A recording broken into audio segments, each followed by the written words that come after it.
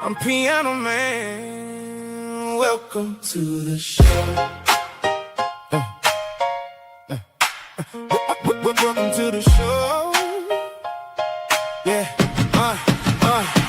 Welcome to the long run with an honest tongue. Justified, opinionated when the topic comes. Don't give a piss about nothing but tide. Honey be on my mind and I keep that pride. Stroke still strong, last name long. Roll tide, roll where the truth belong. West Virginia born, working hard in my soul. Still got that steel town grin and I take control. F them trees, yeah I said it loud. Go Steelers too, got the whole room proud. Love that college game, love that Friday light. Love them real world problems and we talk all night. We bring that fire gumbo daily. Stir it up, don't play me. Bishop on the forge by fire away. JB got the whole room crazy. Latoya in the mix, can't tame it. Twist to keep the freight line moving. Welcome to the show.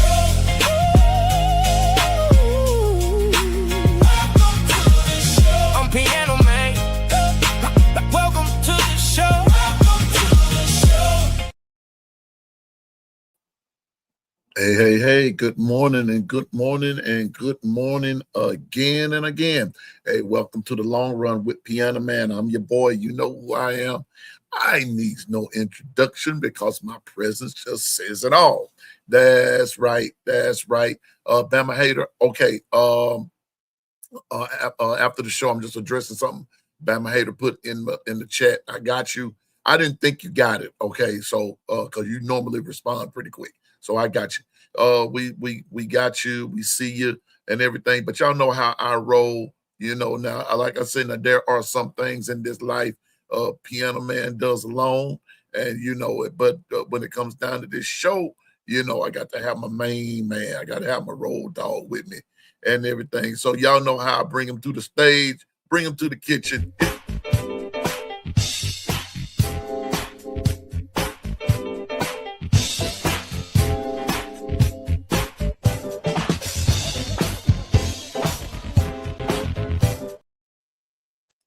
Uh-oh, my bad. Oh, here we go. What's up? This the man forged forward only by fire. Hey, and now he's taking all comers. He's taking everybody. Let's go in the phone booth and let's battle it out. It's none other. It's the Bishop, everybody. Good morning, Bishop. How you doing, morning, man? What's going on, everybody? Good morning. Oh, yeah. Oh, yeah. Uh-huh. Yeah, Bishop, we man, listen, we had a good show last night. Yeah. We really did.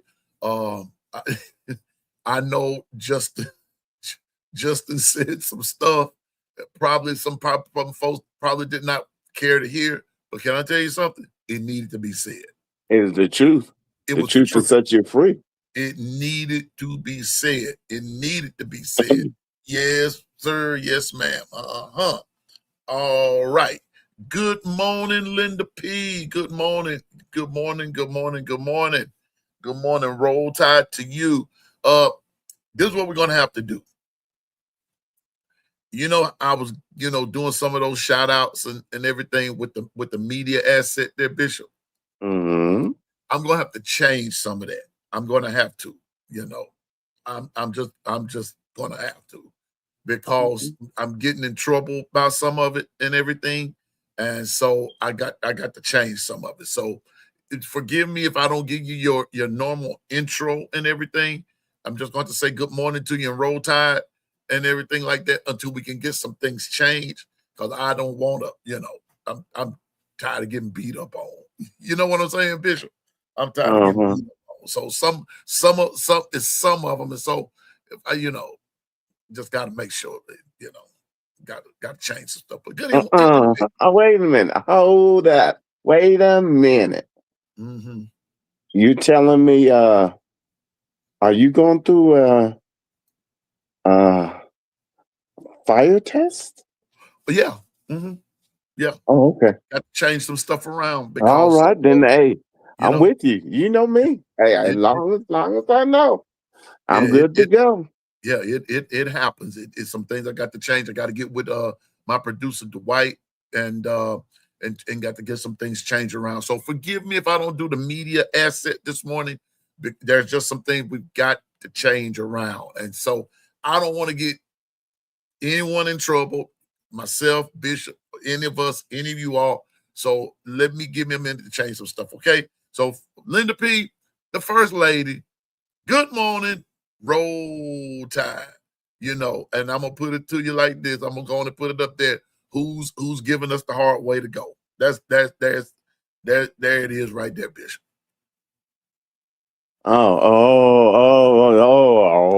Okay. Yeah, they're giving us I understand. I they're understand. giving us a hard way to go. Yeah, Yeah. so good morning, Linda P. And roll tide to you. Stephen Hicks and the Voices of No Mercy. Good morning to you. And Lady hit it, Bishop. Lady Latoya. Yeah. Yeah, good morning and roll tide to you, Lady Latoya. Good to see you. Let me see. Roll tide roll. What's up, bro? Good morning. Good morning. Double A. Good morning. And roll tide to you. What the business is, ladies. Y'all know. Quit playing and act like you know. Don't have me come over. It is Taco Tuesday. All right, Bishop.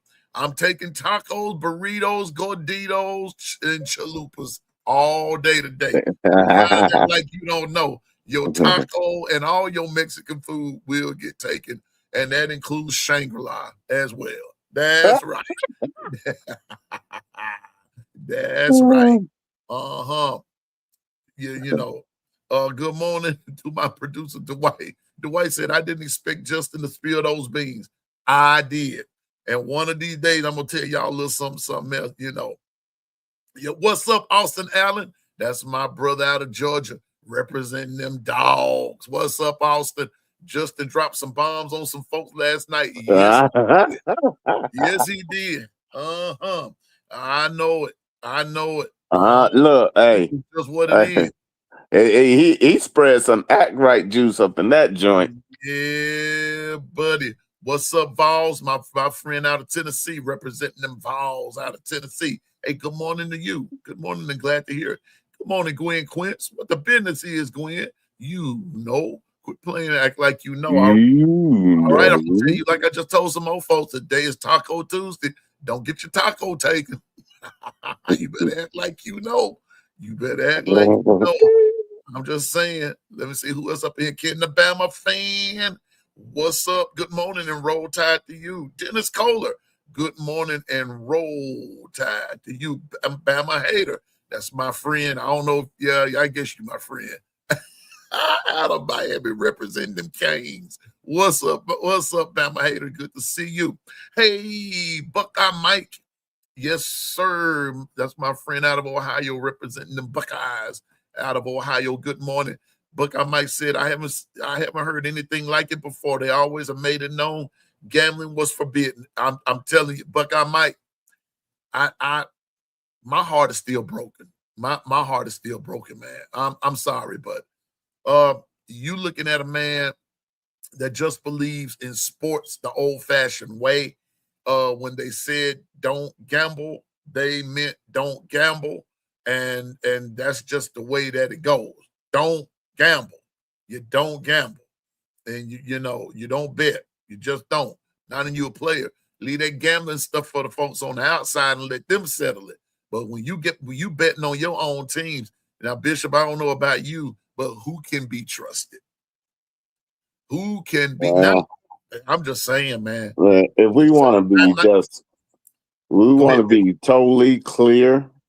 Um, I I I understand the you know his side of is detrimental, but if I remember right, according to the good book, wrong is wrong still, Yep. and in spite of how it might project out and might affect your mental, did you know that it was wrong when you were doing it?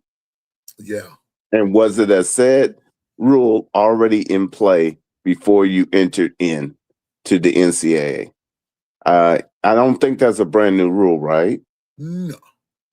So you knew going in, but yet I get it. Hey, um, some people have addiction. Even if I have an addiction, does it alleviate me from the consequence? And that's where we're at right now. That's why I said the NCAA is on trial right now. Man, It's on the clock well, because Bishop, go ahead. I hate to break this to you. The NCAA ain't they, to me, they not on trial. Really, really, they're not. They're not even on the clock. They on the toilet, and it ain't coming out. Hey, tomato.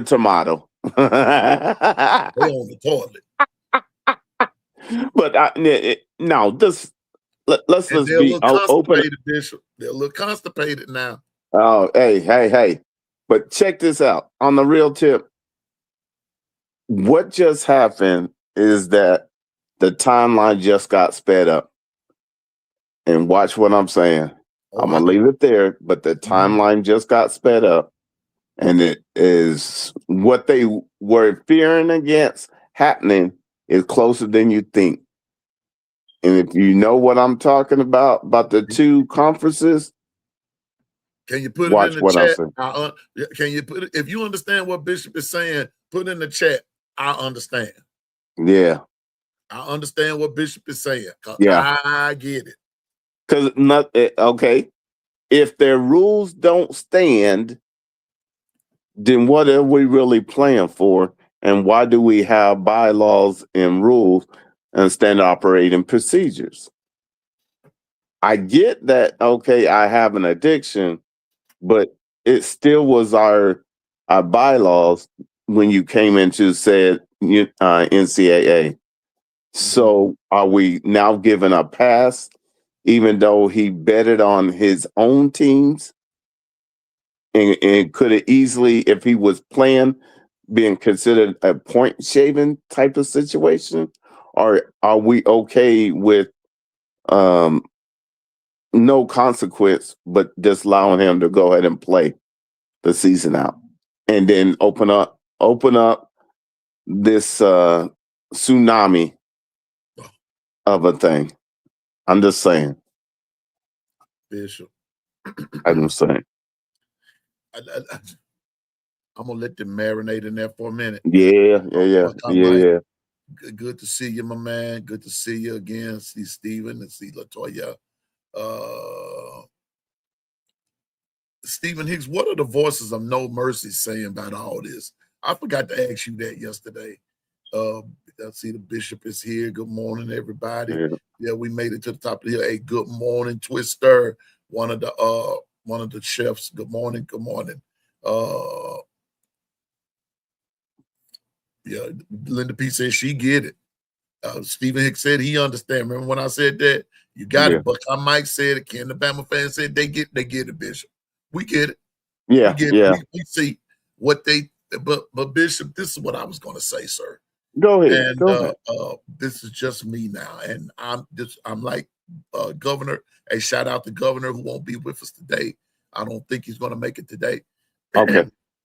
uh, but Bishop, Hmm. this is just one humble man's opinion. Gotcha.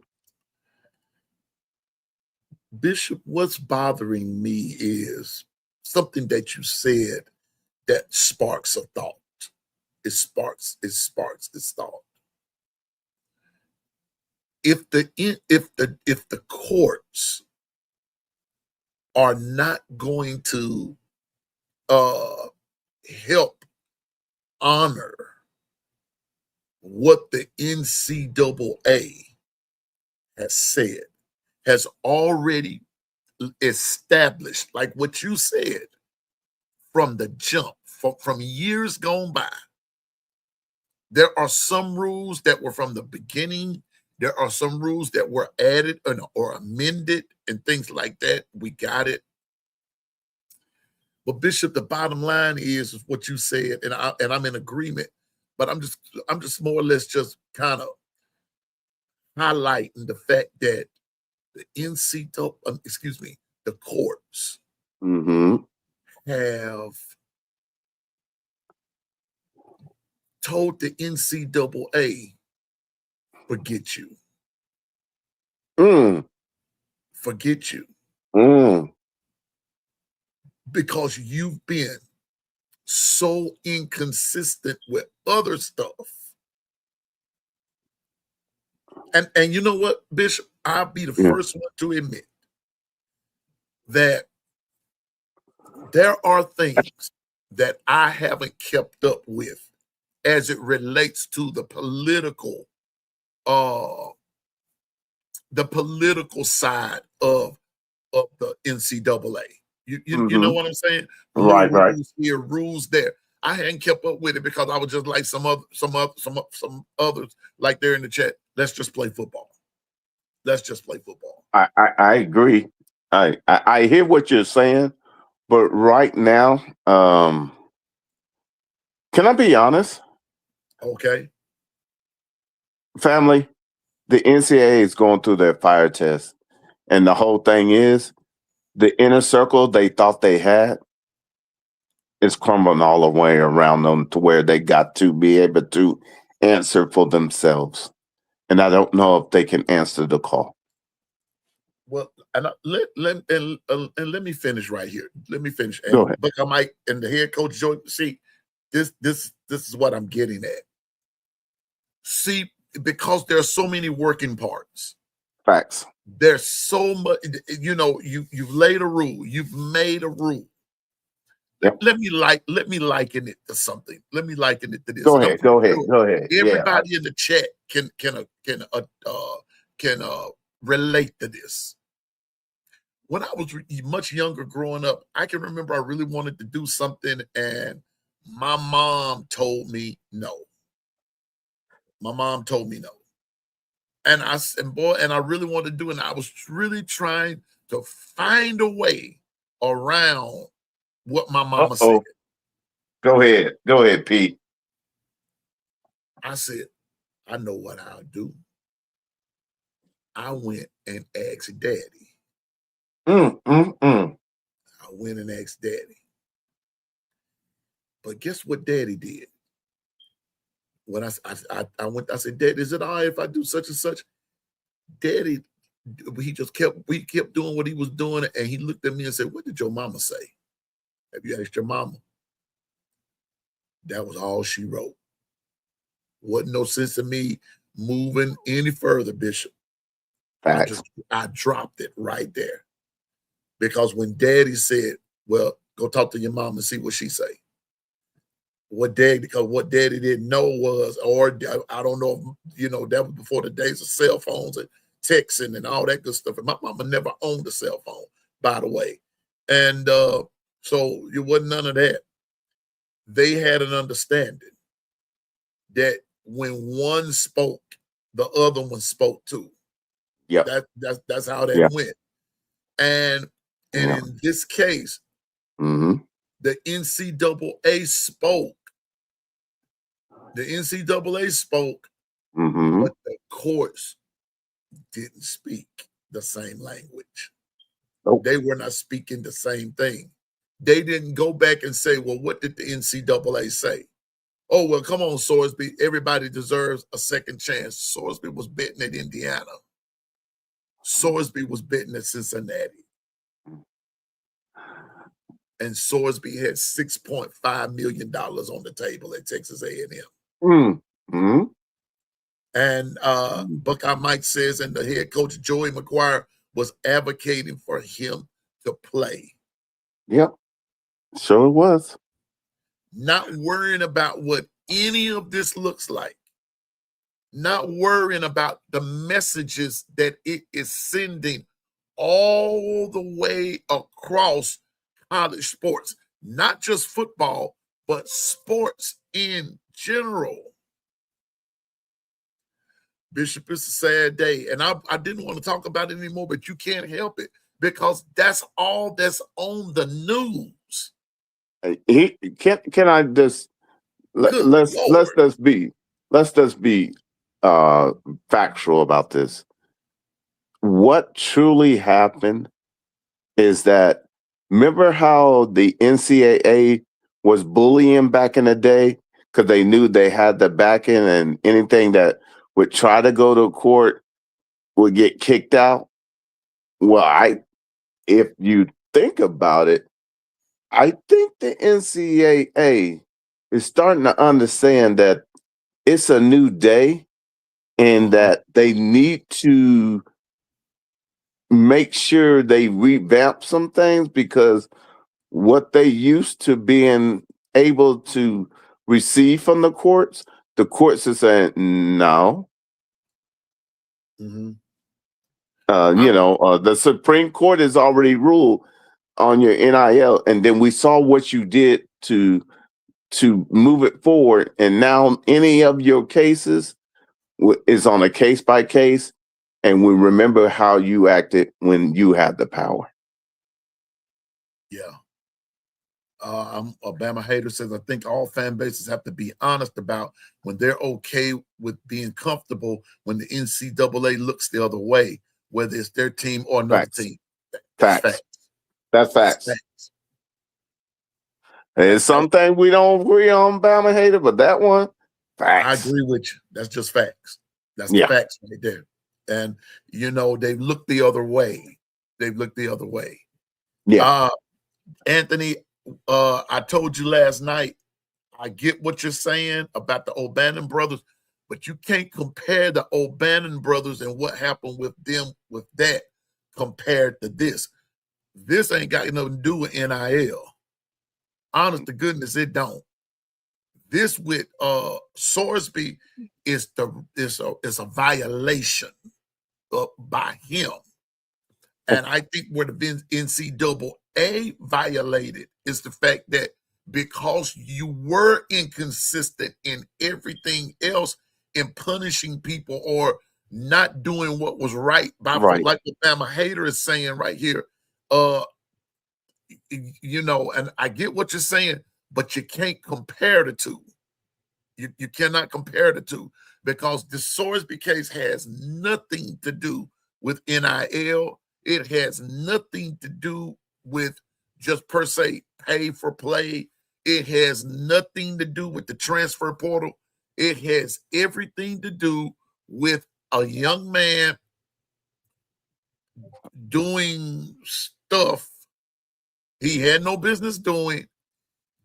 And now, if you want to make a case there, Anthony, I think one of the things you got to do and begin to ask yourself, what all did the universities really know?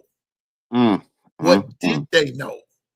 You're not going to make me believe, you or anybody else can't make me believe that this fellow went to two different universities doing the same thing and nobody's nobody.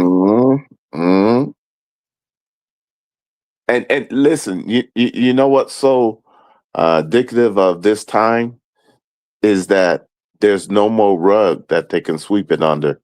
And so we're getting to see a true fire test out in the open, and it's blatant.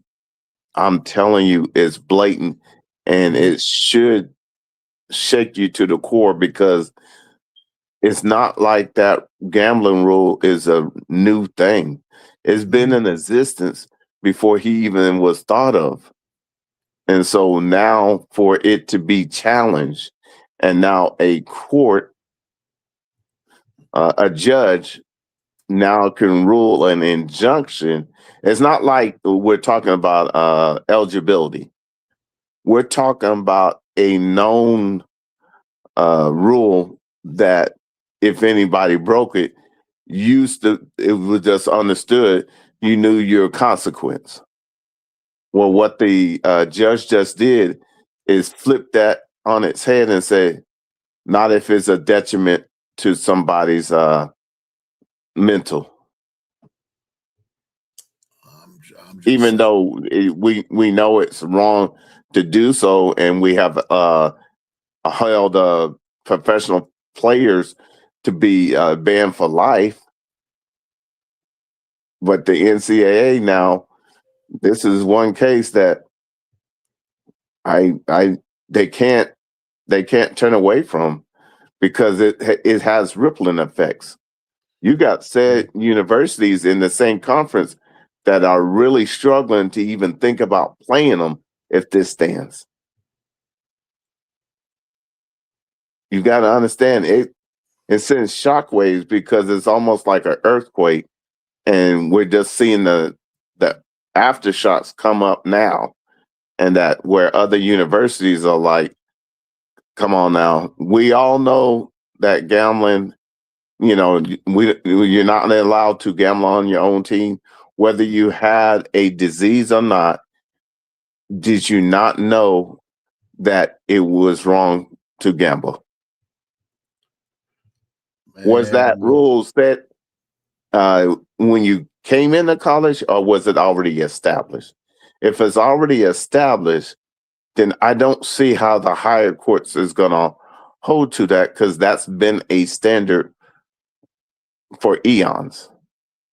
So if that's been a standard for eons across all sports, then why is it the NCAA now and this judge taking this one instant to say that it doesn't meet the merit? Something ain't right. Something ain't right in that gumbo. and you know what? Something Anthony says, if this bill passes that the Congress is trying to pass, to me, it means nothing when the NCAA does not have any teeth Thank you. enforcement cover built Yeah, like this. It's pointless. That's all we're saying. It's that's all we're pointless. saying. That's Exactly. all we're saying, is that they are too. I've been saying it, Anthony. The NCAA is a toothless tiger. And remember, Anthony, remember this, and our courts are tied in with the government. They're all in the same system. See, so that's how I'm looking at it. So when the court stepped in yesterday Yippers. and said to the NCAA, once again, forget you. Let this guy play. I don't care. Listen, Anthony, I don't care if the judges were alums at Texas Tech. I don't care if they went to Miami. I don't care if they went to Alabama. The courts showed the NCAA yesterday just how powerless they are. They have no power. And what's to So, say they're going to stop here? and I'm telling you, and like you said last night, Anthony, about Pandora's box, that's not even Pandora's box anymore. That's just all hell has broken loose. The box has blown up. There is no box. And like Stephen said, welcome to the Wild Wild West. And this within itself makes you watch. And I'm gonna say this, everybody. I'm just speaking for me. It even makes me watch even when my favorite team is playing. Because you don't know what's in the heart of anybody. You don't know what's in the mind of anybody. You don't know. You don't know. Because, Bishop, if I'm reading this right, if I'm reading everything correctly, nobody knew until later on that Stormsby was betting. He was right out there with the team and betting on his own team. See, I want that to sit. Let's just let that sit for a minute. You said his own team. His own team. Did Pete Rose get banned from baseball for betting? Yeah, and out the Hall of Fame.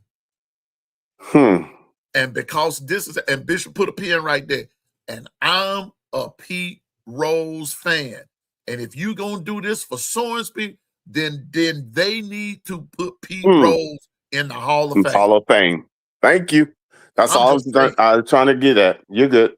Hey, good morning, B Sharp. Good morning, my brother. Thank you for man, B Sharp, man. Appreciate you, bro. Thank you for yesterday.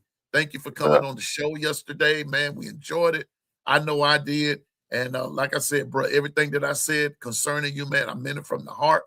And I'm gonna be calling you back, man. Come back and chop it up with us. So be sharp, everybody. Thank you for coming. And if you're not subscribed to the Sharpshooters sports show, please subscribe and be a part of the Sharp Squad. Just go and be a part there, and be Yeah. looking But sharp, like be no, sharp. and if I can be real honest, then ask yourself, do we really have a NCAA that is gonna be able to stand for 10 to 15 years?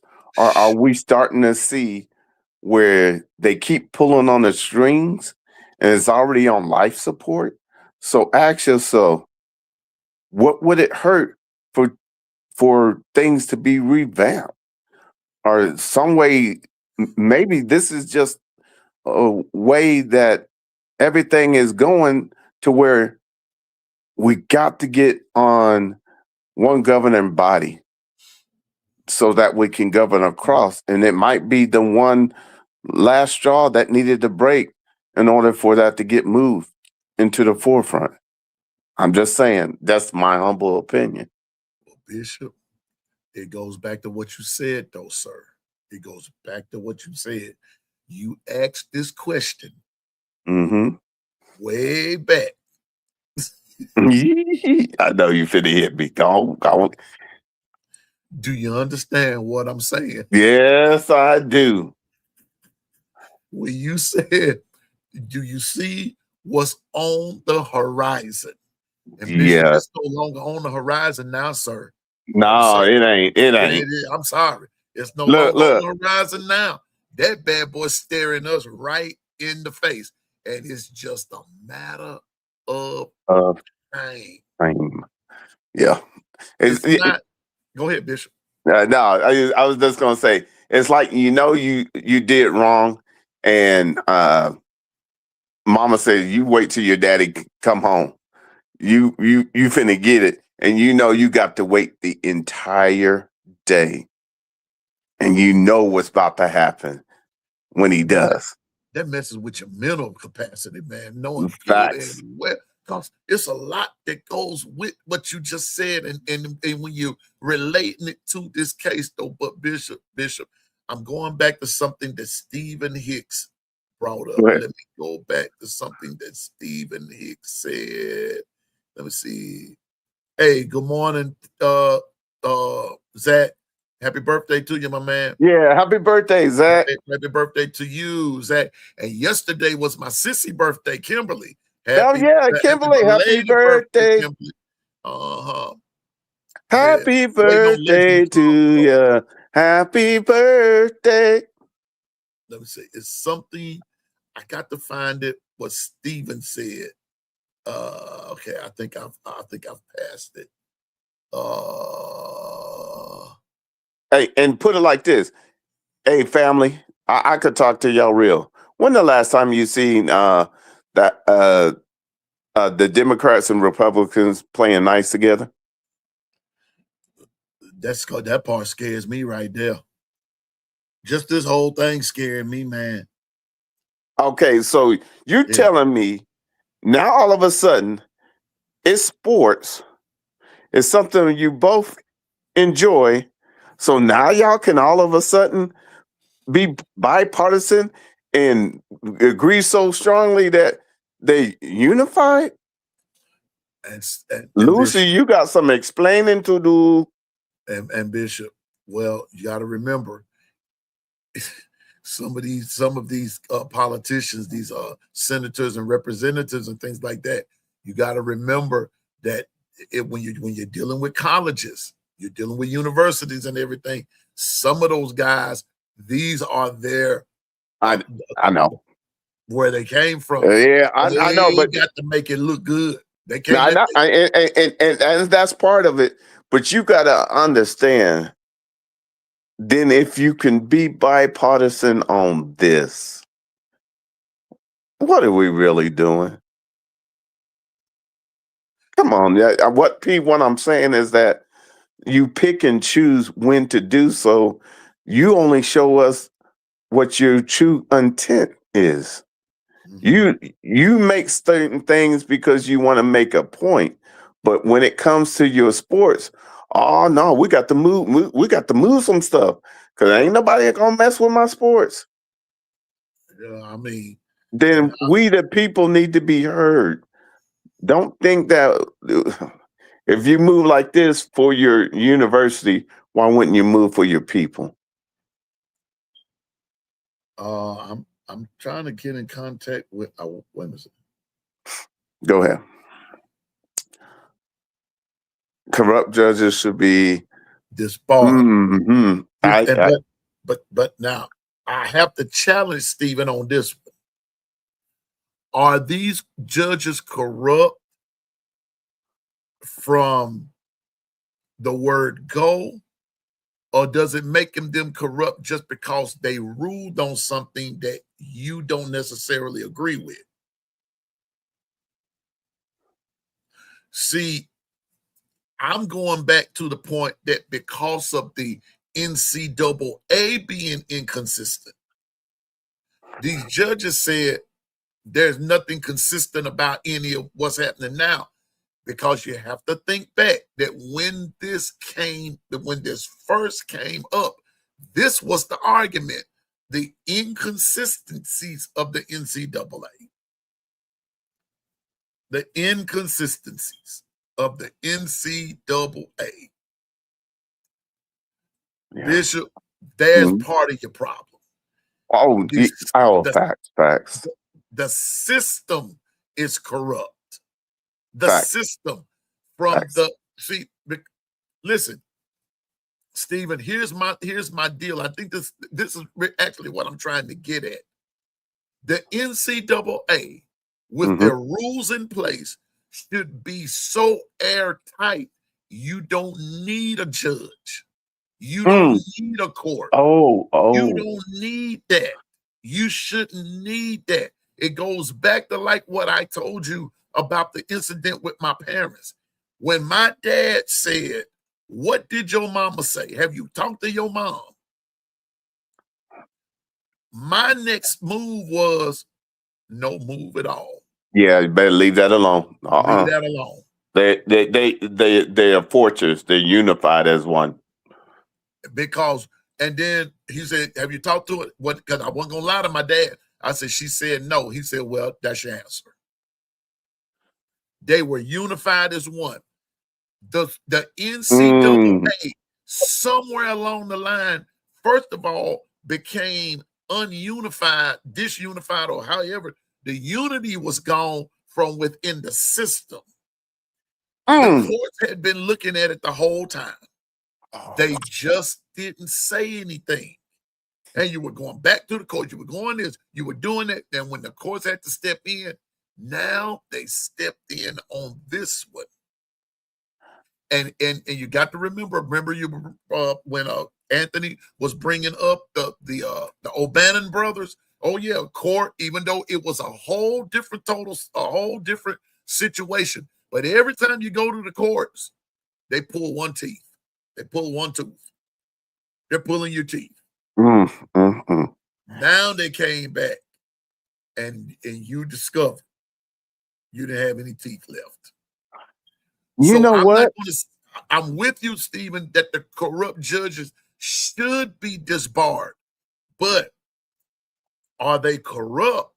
In this particular case, are they corrupt because we the waiting congregation out here, we're saying, don't let him in.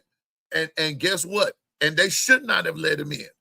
But because the governing body called the NCAA has been so inconsistent in everything they done. And then watch this. Now, I know Bama hater, you ain't gonna want to hear this, but I'm gonna say it anyway. Now it goes to show you to show all of us what Nick Saban said last week on the Hill. He never said that no player shouldn't get NIL. Nick Saban never said that he was against. I'm gonna go ahead and say it, y'all. I'm gonna say it. Remember whose show this is, so I can say this. Nick Saban, go back and run the tape. He never said that black players should not get NIL because that's a narrative that's being propagated out there. He never said that.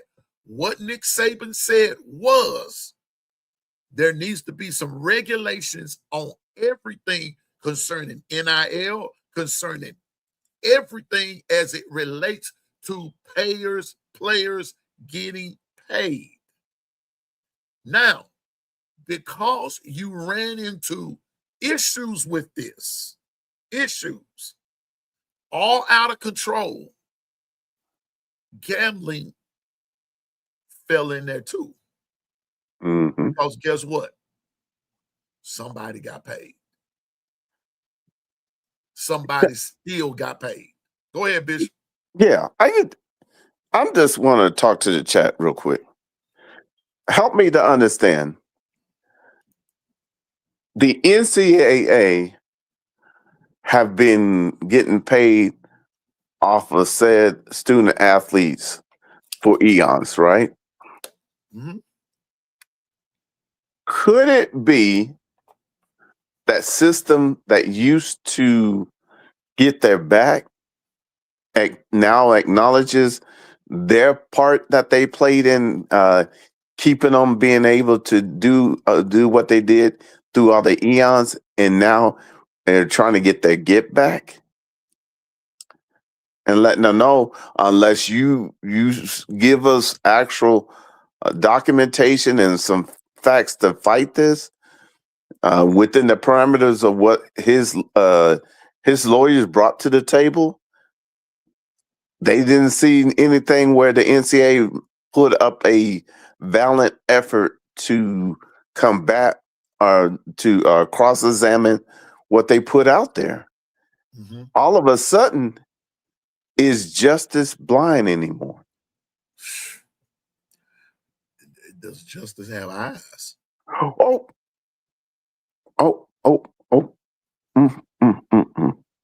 Does justice have ears? Does And justice have a nose? justice human? Is justice human? It's justice even human. Anthony says, I understand this kid is an adult, but some gambling, home chopping one, and a teenager and his early twins. Can we necessarily, this is the part I want to get at, can we necessarily blame him if the addiction got this bad, Piano Man? Yes. Yes, you blame him. Yes. Oh. Yes. Can I even go further? Okay. I appreciate you putting that out there, because this where it did we just make up the rule about gambling? Was it established a long time ago? If it was established a long time ago, before he even thought of entering into said institution of the NCAA, then when he decided to get somebody else to bet for him, did he already know the consequence? He knew because the rules had been established years ago. And so but understand, hey, his lawyers, they did an excellent job, because for whatever reason, the judge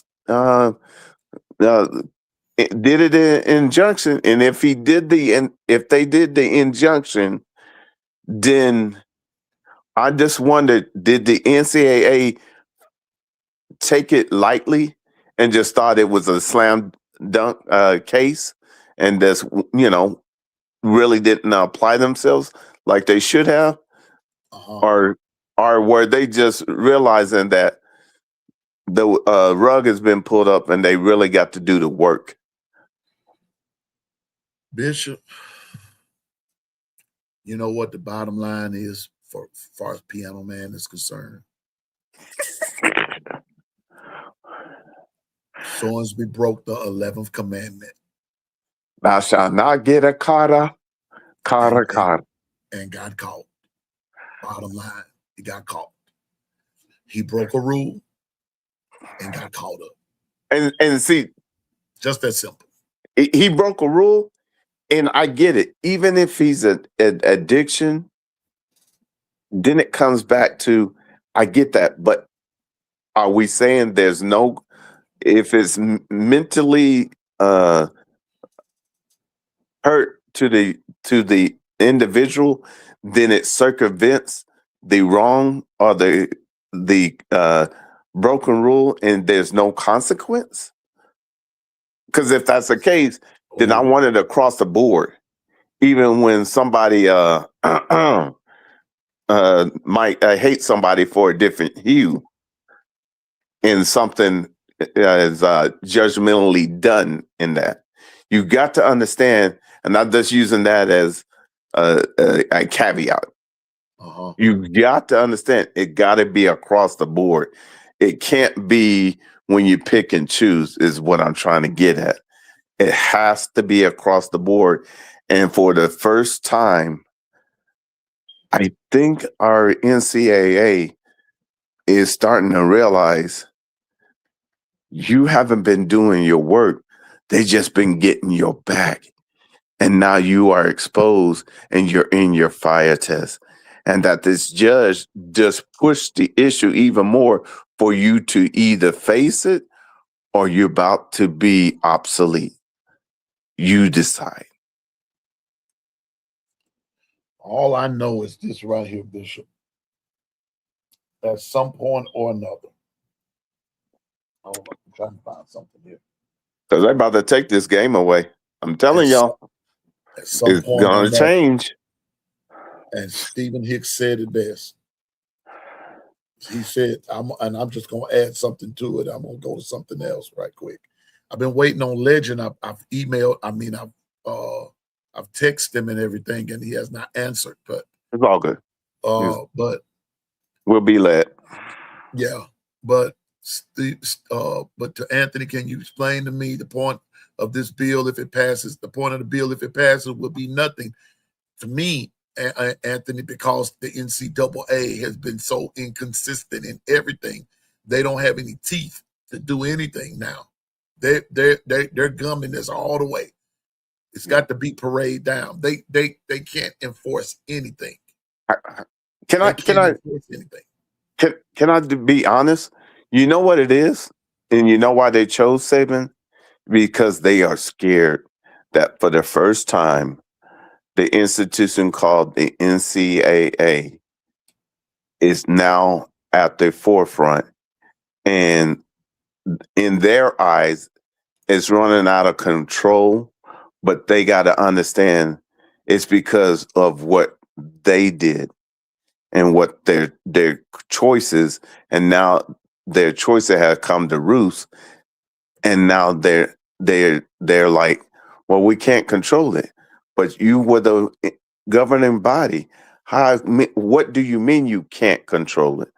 Did you not know when you put it out there?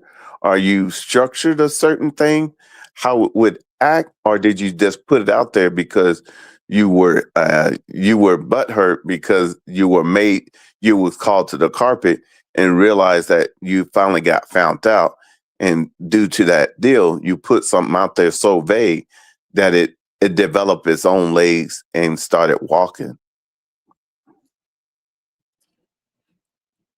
I'm just saying, man. I'm just That's I'm gonna saying. leave it there because I'm just saying. I know you guys are, man, you are intelligent, smart, and this here is all those years that certain things um, they knew the truth, but they chose to go with the wrong.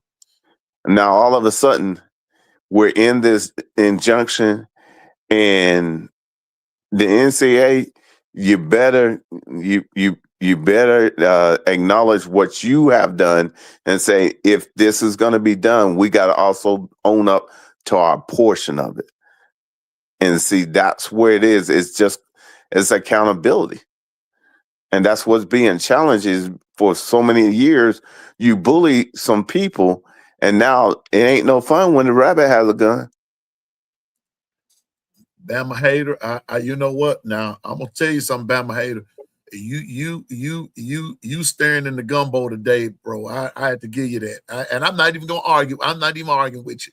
You say I want to know, was it the NCAA or some other entity or persons that agreed to Notre Dame getting a guaranteed playoff spot? Thank you. Now you asking the Now right. you talking. Now you talking. Oh, no, wait a minute. Now you talking. Bama hater. You must have saw that show when I was standing on the man. I was hot.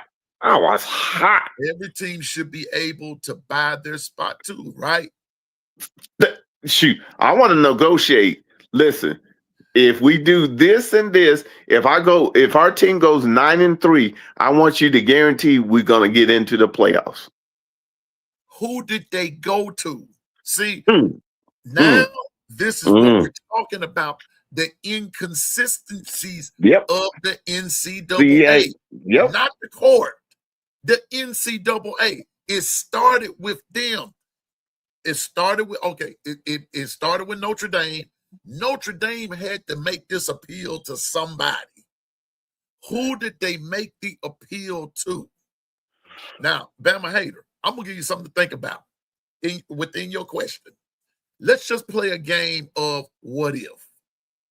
Let's play a game of what if.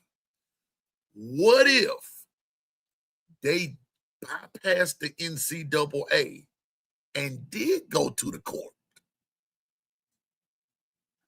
You know what that means?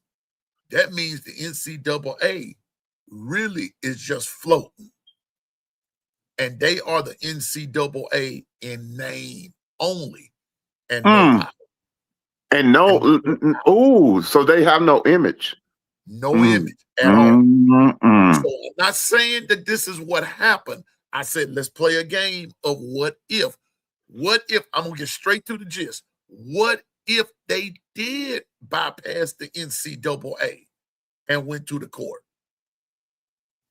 And this was done in the name of the NCAA, and the NCAA couldn't do anything about it. I'm not trying to be all philosophical. I'm not trying to be all deep. I'm just being fact. I'm just throwing a little practical, just being practical right here. Because then, if that's not the case, and they did go to the NCAA, and the NCAA could rule on that, then why couldn't they rule on Sorensby and make it stick? We're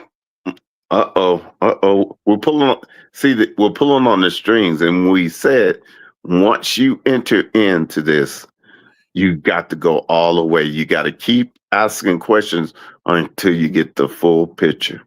Okay, I'm going back to something else. Okay, I'm gonna start Bino's question right quick. Big salute, Bino. To my GM. Let's see something here. Something else. Okay, I got to go here to something Double A said. Anthony, that dude knew exactly what he was doing, and that's what I'm with Double A. I blame Sorensby. I don't blame no darn addiction. I don't blame no darn addiction. I'm not buying that. I'm not buying that at all. All right. I'm gonna step out here. Let Bishop listen. Hold on. Go, Bishop. By us being ministers, okay. That's what you see. We thinking alike. Go on. By us being ministers, this is where I need. Is my manual close by here? I bet it's still over there, and I don't want to get up and go get it. But there's a manual that I have. When you're doing counseling as a minister, you have to know when, as a minister, Mhm. you have reached your limits with a person. Right. You have to know this. You have to know Yep. this beyond a shadow of a Without a doubt doubt. that Yeah. I've reached my limit. There's nothing else that I, as a minister, can tell them, because ministers to the degree, we're not psychiatrists and we're not psychologists unless we have a degree in that. But what happens is even in that right there, we have to know when we've reached the limit of ministerial help, and then we have to step into the realm of psychiatric and psychological help, even though they're all intertwined in there together and everything. But you know, Bishop, I know, Bishop, that Mhm. from the seat we sit in, we both know, oh, this Negro just caught up. This ain't no darn what he's addicted to is not that. He's addicted to the thrill of it. He's addicted to the Mm, results of it, mm, the results that it brings. Because what Double A saying. So if a college football player go into a mall and steal, you're saying they're not developmentally, and they don't know any better. Yes, they do. Here's the catch. Here's the catch. I'm gonna show you something. I'm gonna put what Double A is saying right there in another perspective. I'm gonna take that same scenario, what she just said, and put it in another perspective, or keep it in perspective. She said, if you go into a mall and steal, let's look at the ramifications of stealing. What all it takes to steal. What's the first thing you do, Bishop? got it. You got to make a decision that you're gonna take an item. Without paying for it, right? Facts. That's the first decision. The second decision is what? When you get the item, how you gonna get it out of there? Facts. Third thing, don't you hide it. Hide it. Well, hey, You ain't gonna just walk out of there with it you're not gonna put it on top of your head and like, hey, and I'm, balance it I'm out. gonna. It's called stealing. Stealing goes through a process. I just proved it to you.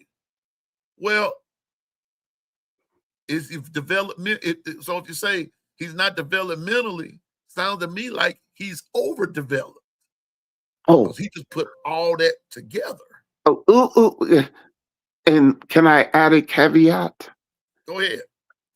Did he not bet through somebody else?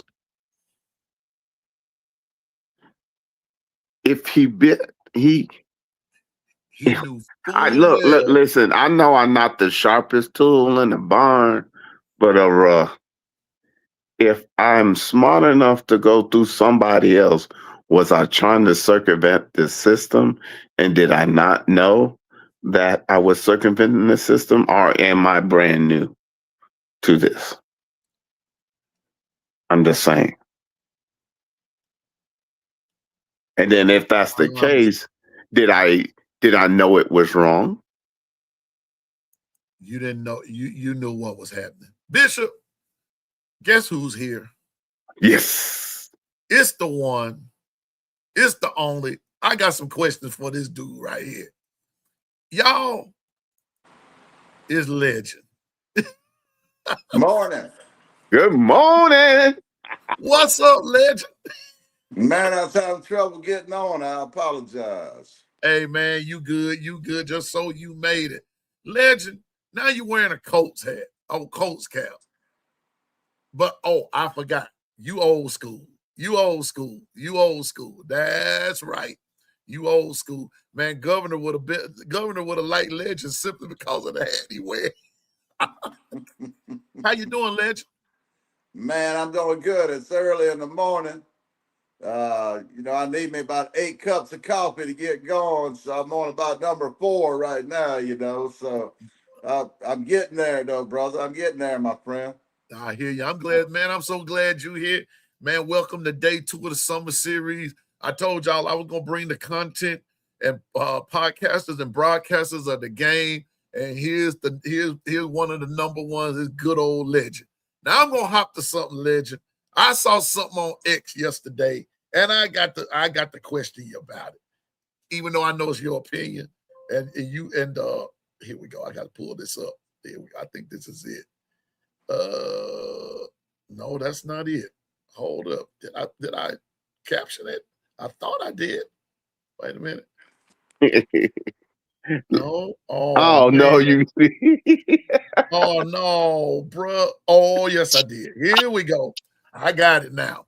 Legend. Now, first of all, before I get off into that, how long you been a Bama fan? All my life, brother. All my life. All your life. My And first rattler was an Alabama rattler. My first words was Roll Tide, man. I go oh my all the way goodness. back. But Legend, what was that you and I found we had in common? Oh, the Baltimore Orioles, right? You ain't got to say that, brother. It's too early in the morning to say that. Man, we both love them Orioles, bro. And cause he put something up one day, and that was me. That was me to answer when I said Boo Powell, Brooks Robinson, Frank Robinson, and Jim Palmer. I know my history, bro. You know it. Those the guys that made the Baltimore Orioles who they were. And Boog Powell, for those of you that don't understand baseball, back in the gap, Boog Powell was that dude that you did not want to pitch to. You didn't want to pitch to him. Brooks Robinson was the baddest third baseman walking the planet. Him and Yaz from the Red Sox, baddest, but Brooks, nothing got past Brooks. Nothing got past Brooks. Frank Robinson, what else needs to be said? And Jim Palmer, baddest fastball in the business. Yeah, those were some great teams. I grew up right outside of Memorial Stadium in Baltimore and used to go watch them play all the time. I was at the 71 World Series as a kid when Roberto Clemente and the Pittsburgh Pirates beat us in 71 in the World Series. That's a little grasshopper back in those days. Yeah, that was before Pop Stargell became Pop Stargell. Because he was a young guy then. You had Manny Sanguillen and Al all Oliver, those. Dave Cash. Oh man, those were the days, my friend. Those were the good old days, real man. baseball days, right there. So, we were Bishop, Legend, and I were just, and that's how we became friends. I've been watching the show and everything, but when I found out our love for baseball, and the thing that we had in common were the Baltimore Orioles. My first hard hat, batter's hat, was a Baltimore Orioles hat. It was black with the orange patch, and they had the Orioles sitting on the front with the baseball bat. And that's how I fell in love with them. So I've been an Orioles fan for a long time. That'll work. But Legend, let me ask you something. And chat, here we go, because I'm gonna hop straight through it. Here is Legend's preseason top 20. I got to question you about this one, Legend. Let me start and work my way back up. Number 20, you got Penn State. Number 19 is it Oklahoma? Yep. Number 18 is Utah. Yep. 17 is Louisville, whom Miami can't beat. Number 16 is Texas Tech. 15 Houston, 14 Virginia, 13 Texas A&M. 12 is Bama, 11 is LSU. I find that one I'm not gonna say strange. That's different because you have them at 11th, and so many other folks got them like 4th, 5th, and 6th, But 10, you have BYU. 9 Georgia. That's different because everybody else writing them on way up the street there. But you got Michigan 8. Yes. Tell me something about Michigan that we don't know. Well, I'll tell you something about the Big Ten. They're older. Older beats better. Older beats better when better is 18 and 19 years old.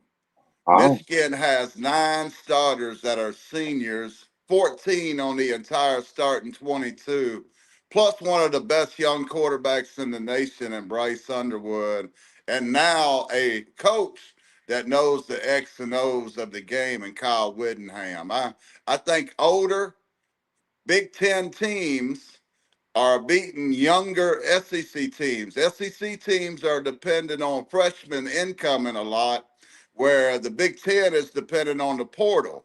And I'll say it again, older beats better when better is 18 and 19 years old and older is 22 and 23 years old. This is why the Hmm. Big Ten continues to dominate at the top of the ladder. I'm talking at the top of the ladder. SEC got a lot of good teams, but the Big Ten, they got better elite teams because they're older. Oh mm, wow. Bishop, wow. you wanna chime in on Uh, that? you, the only you can't poke holes in that. But what I will say, also, they they make sure they close the deal. That's all I want to add. Right now, they have made a way where when it gets in the playoffs, they know exactly the formula they're gonna follow, and they're not gonna deviate. And what it has caused is them to complete the process and win natties. When actuality, we are beating each other up, but nobody is accounting for what he just said is might be the caveat because the experience carries you where your inexperience is not ready to go. I like it. Hmm. Well, Michigan 8, Ole Miss 7, Indiana 6, Texas 5th, Miami 4, Notre Dame 3, Ohio State 2, Oregon 1st. Now, the one thing we have in common, no legend, I've been saying from the word go, I think Oregon's going to win it this year. As much as a Bama fan as I am, being realistic, I think that once it's all said and done, Oregon is going to take it. I want to know your reasoning behind Oregon. I'll give you mine once you once you tell me your reasoning. I'll tell you why I said that Oregon will win. Let me hear from Legend. Well, it goes back again. They're an experienced team. You know, if you go pull up these depth charts of these teams and start counting the seniors and Come on. juniors, you will Mhm. find out that the Big Ten has far more seniors and juniors than the SEC has. Then, when you look at Oregon, the thing that jumps out to me, all 4 defensive linemen are projected in the top 50 of the NFL draft next Facts. year. This Facts. team is a juggernaut. Then you throw in the fact that you got the #1 quarterback in the nation who ain't Arch Manning, it's Dante Moore, who will be the #1 pick in the NFL draft next year. This is a loaded team that I would not want to play at any time during the season. They're my pick for the national championship. Now, other teams could win it, but man, this is a loaded Duck team. This Duck is ready to fight this year, brother. I hear you. I hear you. Uh, uh, Bishop, let me hear from you. Uh, well, I give a teensy pushback. I feel that they're primed for it. The one thing on their side is that their schedule agrees with you, and that's the totality of it. Is they get to as much as possible stay as healthy as possible because they're not in a lot of games that is similar to the SEC, but understand still once you get to the playoff, no more excuses. You got to finish and be closers. And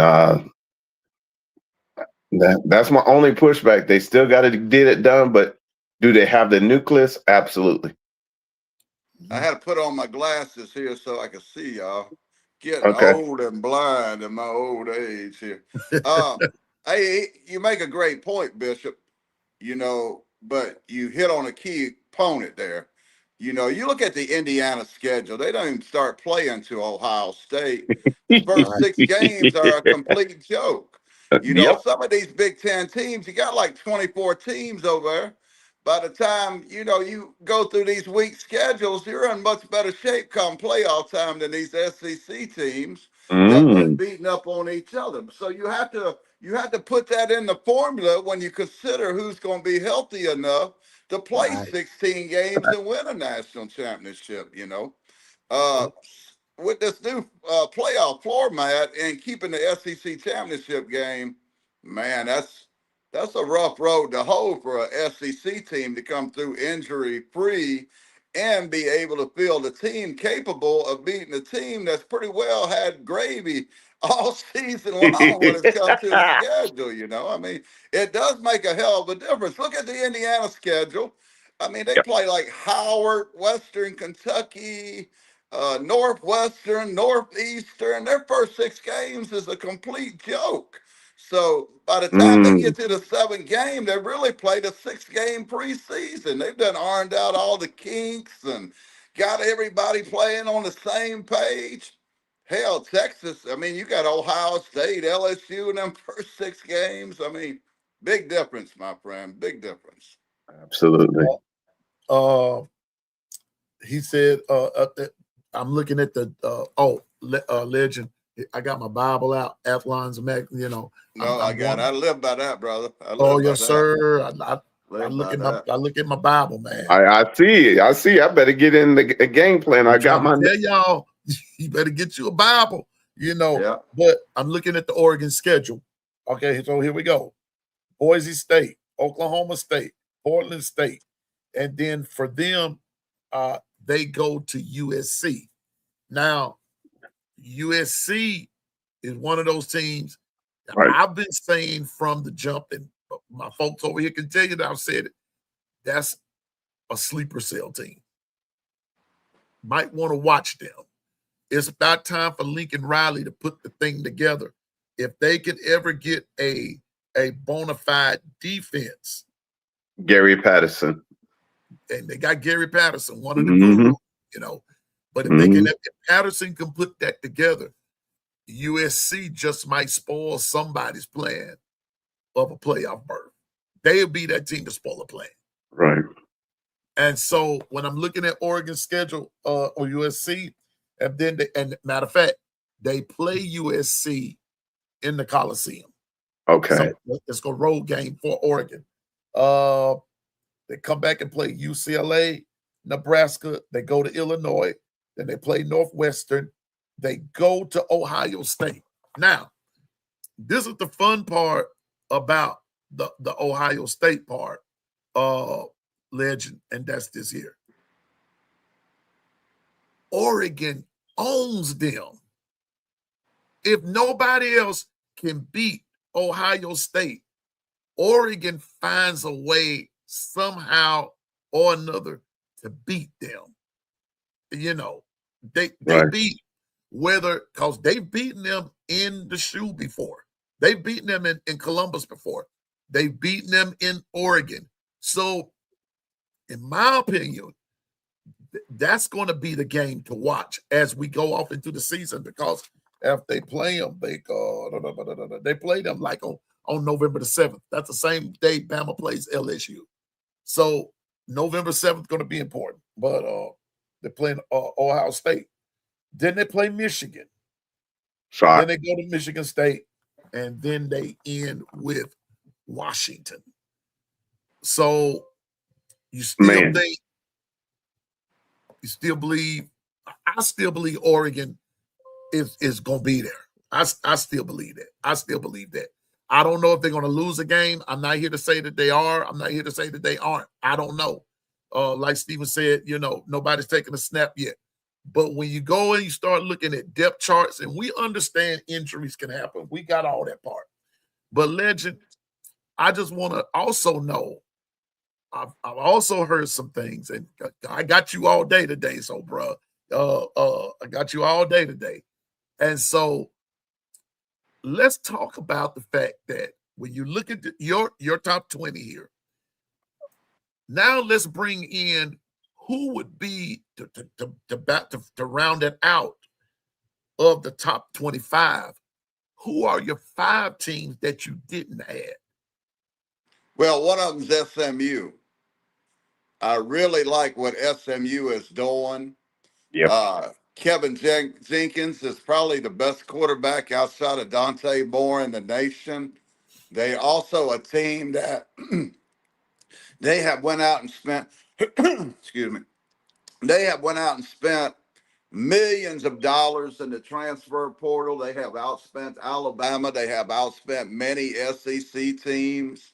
Facts. This is a team that they cheated back in the day. So now when you can cheat for real and get away with it, ain't no crime, it ain't no charges coming. Man, SMU's got some millionaires down there. So they're another team. You look at their depth chart, they got about 13 seniors and 6 juniors on their starting 22. So herein again is another team, not in the SEC, in the ACC, that has took advantage of the transfer portal. And I believe that's where the SEC has failed. The SEC has failed in the portal. Why not go get somebody already established instead of investing in these 18, 19-year-old kids that you just got to re-recruit every year? SMU has loaded up on veterans. Man, I like SMU. Virginia, I got Virginia in my top 20, but they're another team, 18 seniors in their depth chart, so their first start in 22. That makes a huge difference, man. When you look at Alabama, you got a freshman left tackle, a sophomore left guard, a junior center, a freshman right guard. Alabama will have one of the youngest offensive lines in team history, while these other teams are doing 22, 23, 24, 25, 26, 27, 28-year-olds. I mean, it makes a huge difference, my friend.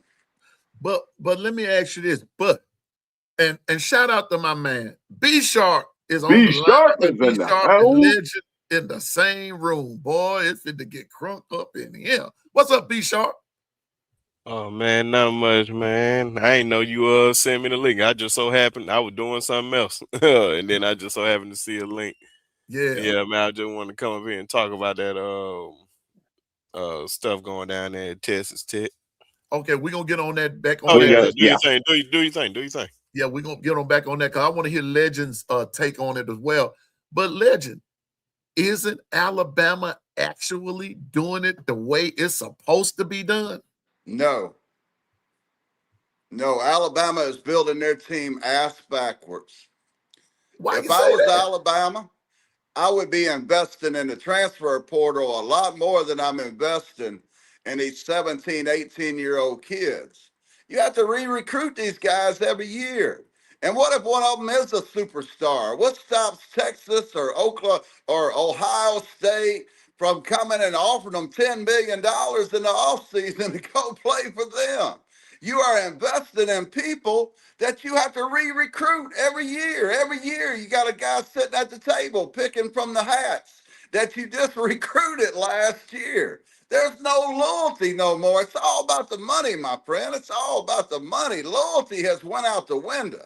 You might have one or two players that grew up Alabama that'll stick with you, but for the large part, man, these guys want to get paid. And Alabama is behind the 8 ball, and that's why we're not a national title contender, in my opinion. We have failed in the transfer portal to go out and spend the kind of money that these other schools are spending. Now, they say we don't have it, but funny thing is, our coach got a top 5 salary. Our AD got a top 5 salary. Why ain't our roster a top 5 salary? I don't equate the formula that they're doing down there at Alabama. I will say this with that you say that it's no loyalty there, but it's never been no loyalty on the Alabama side. So we just got to keep it honest. I'm about to say, why would these kids be loyal? Well, I seen kids that be loyal to Alabama be shown the door. Well, I agree with you. Alabama is failing from an administration standpoint. Alabama's asking players to take a discount because it's Alabama. Why should we not pay just like Ohio State's paying? Alabama's stuck in that in 2012, and the rest of college football's in 2026. Well, Alabama wants players to take discounts because it's Alabama, but then they want to turn around and award their coach for 4 losses with a $12 million contract. Like well, I said, Alabama's doing stuff ass backwards. I will have to disagree with you because we have a top 10 NIL roster. No, we have a top 15. You can look it up. It's a top Well, 10 it just NIL depends. roster. Yeah, I've looked it up. Maybe you're saying something different than I'm even seeing. even if it's top 15, how many roster spots does it take to get into the playoffs? More than what Alabama's spending. I'll give you a good example. Alabama, Lance Hurd, the left tackle that'll be playing for Kentucky this year, wanted to go to Alabama. Alabama wouldn't pay him, wouldn't pay the money. So they went and got the Jones kid from Mississippi State, the 78th left tackle in the transfer portal, instead of getting Lance Hurd, who was a top 10 pick in the transfer portal. Jordan Seth, the left tackle out at Colorado, he wanted to come to Alabama. Alabama wasn't giving him no $2-3 million a year like LSU did. So what did Alabama do? Alabama went and got the kid Haygood from Michigan because they could get him for $500,000. See, Alabama's that Major League Baseball team that's not the Dodgers or the Yankees. They're more like Kansas City or Baltimore. They don't go after the big free agent. They go after like the 10th best free agent. And when you start talking about national championships, the difference between the best left tackle and the 10th left tackle is getting knocked out in the first round of the playoffs or putting that ring on that finger. It's all about the ring for me, brother. It's all about the ring. I Oh, mean, you Alabama, you ought to be able, don't tell me you don't have the money because we know that's a lie. I need oh, to turn the air because oh, y'all got me sweating this morning. okay. Everything that you're saying, you saying go out there and get the big free agent. I'm about to say you don't need the big free agent to win a national championship. Allah, look at Indiana last year. Allah, look at Miami going down there. Getting the No, you biggest can't free say agent Miami. eh, Miami spent a getting fortune. the biggest free agent does Miami not spent a guarantee fortune on you that team. getting the biggest free agent does not guarantee you no national No, championship. it don't. Getting It getting don't. 5 stars is not going to guarantee you a national championship. Developing players is going to get you to the national championship No, it game. ain't. No, Yes, it it ain't. okay. So No, you it ain't. telling me? So you No, telling it ain't. me that just getting a guy that Indiana, just that, no? Indiana, So Miami you got there telling through me the getting the guy? transfer No, no, portal. no. So you telling me getting the Indiana and guy? Miami got there through the transfer portal. Okay, Miami okay. got Now, there how many of through those guys were the through top guys in the Bain. transfer portal? Tell me one of those guys that was in the top guys in the transfer portal on Indiana squad. Go. Menendez, the number 1 pick in the NFL draft, the Mendoza number was not 1 a wide receiver. Mendoza was The not a whole top team that came with the coach. Mendoza was not no top transfer portal Yeah, guy. he That is was. a Yeah, blatant he lie. You can was. go Yes, look that he up. No, was. no, he He was was not. just as good No, as he's not. Josh And then Hoover. you saying the whole roster. Everybody No, knew the about whole that roster guy. was not. Everybody knew about him. No, bro. Come on, But bro. like You last can night, stop the cat, bro. Justin Riley did say that Signetti brought all those guys, those JMU guys. JMU. Exactly. He brought them over Exactly. there. He brought them over there. Exactly. And I How And think you that's what somebody saying has it? How gotten you that saying Indiana got. discount. exactly? How are you saying exactly when none of those JMU guys were highly ranked guys in the transfer portal? Now say that That's what again, I'm B not Sharp. under. No, I'm saying how can he say exactly when none of those guys were highly ranked guys in the transfer portal? Then you're gonna try to tell me Mendoza was a high. Nobody was talking about Mendoza. You're lying. I'm No, I'm telling you, not you're lying. lying. And then you You telling want me to call just me a because. liar? Yes, I'm just telling you these are facts, bro. These Josh are Hoover is facts. the same This is guy not an this year opinion. that This is a Menendez fact. was last year. He's a really good quarterback that certain teams ain't paid attention to, but Indiana paid attention to him. So a Just because top guy, he's number one on the a top transfer guy. No, no, portal no. You list said he was one of doesn't the top mean guys in the that transfer he's portal, not a but great nobody pays player in the attention to portal. him. You I know, no, no, mean, no. look at I'm going Hollywood exactly what you Smothers. said. I'm going And exactly I need what to you're go saying. somewhere in my air conditioner. My damn air conditioner on You here. said. I'm going Y'all about got what me you sweating said. this morning, man. I That's like cool. it. I like That's it. Who was cool. that But dude what right you there, said. my Let's friend? be sharp. Oh, I That's like him. I like to argue with hey. folks, man. No, Be I don't sharp. like to argue. I But just Be like to tell Sharp the need to truth. realize No, I that don't need to realize Alabama's not because going you to win no said championship Mendoza. this You year said again Mendoza was because a they top have failed quarterback in the in the transfer transfer portal. portal. They have failed to go out and get Okay, elite that's players cool. in the transfer I portal. see Why why is you be everybody so missing stuff excited because you about don't like to Texas? listen. You Because like to of their talk over additions people, in the but I'm gonna still transfer talk portal. anyway. Why is Now, everybody so excited about LSU? Because of their okay, additions in the okay. transfer When the last portal. time? If you're not getting top players out of the portal, brother, you're not winning it. Miami had top players last year. Indiana had Okay. top players. Oh, And okay. both of them teams have top players Uh-huh. this year. And both of Wow. them teams will go further Wow. than Alabama this year, Okay. who failed in the Wow. transfer But wait a portal. minute. Oregon Wait a got minute. top. Oregon got top players and never won a national championship, and they spending more money than us. So why? And we went further, and they went one round further than us. They didn't win anything. They spent most money than Indiana. So what are you talking about? And then another thing, sir. You said literally out your own mouth that Mendoza was a top quarterback going into the transfer portal. If he was a top quarterback in the transfer portal, why every team didn't go after him? Because he wasn't a top guy in the transfer portal. That is a blatant lie.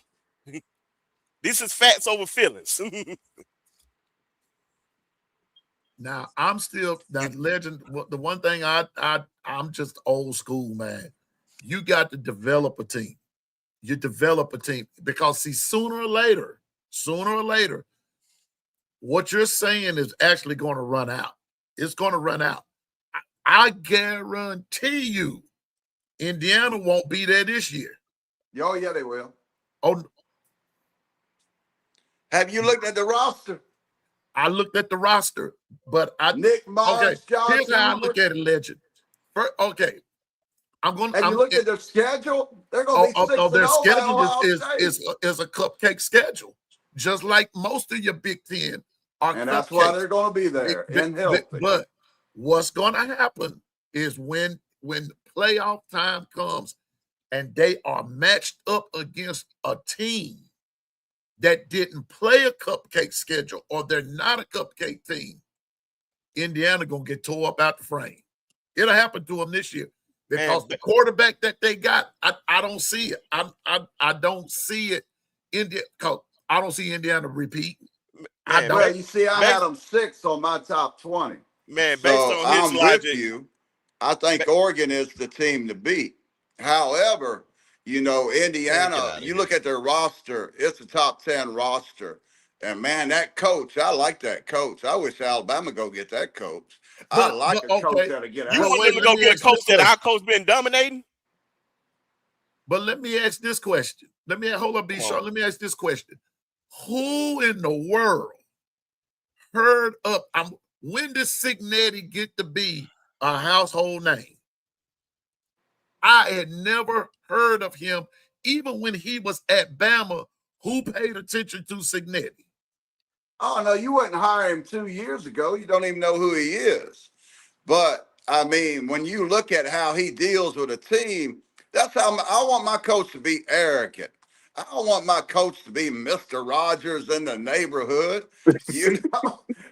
Always smiling, talking about he got, don't never get upset, don't never yell. I don't want my coach to be like that, man. But hold up, legend.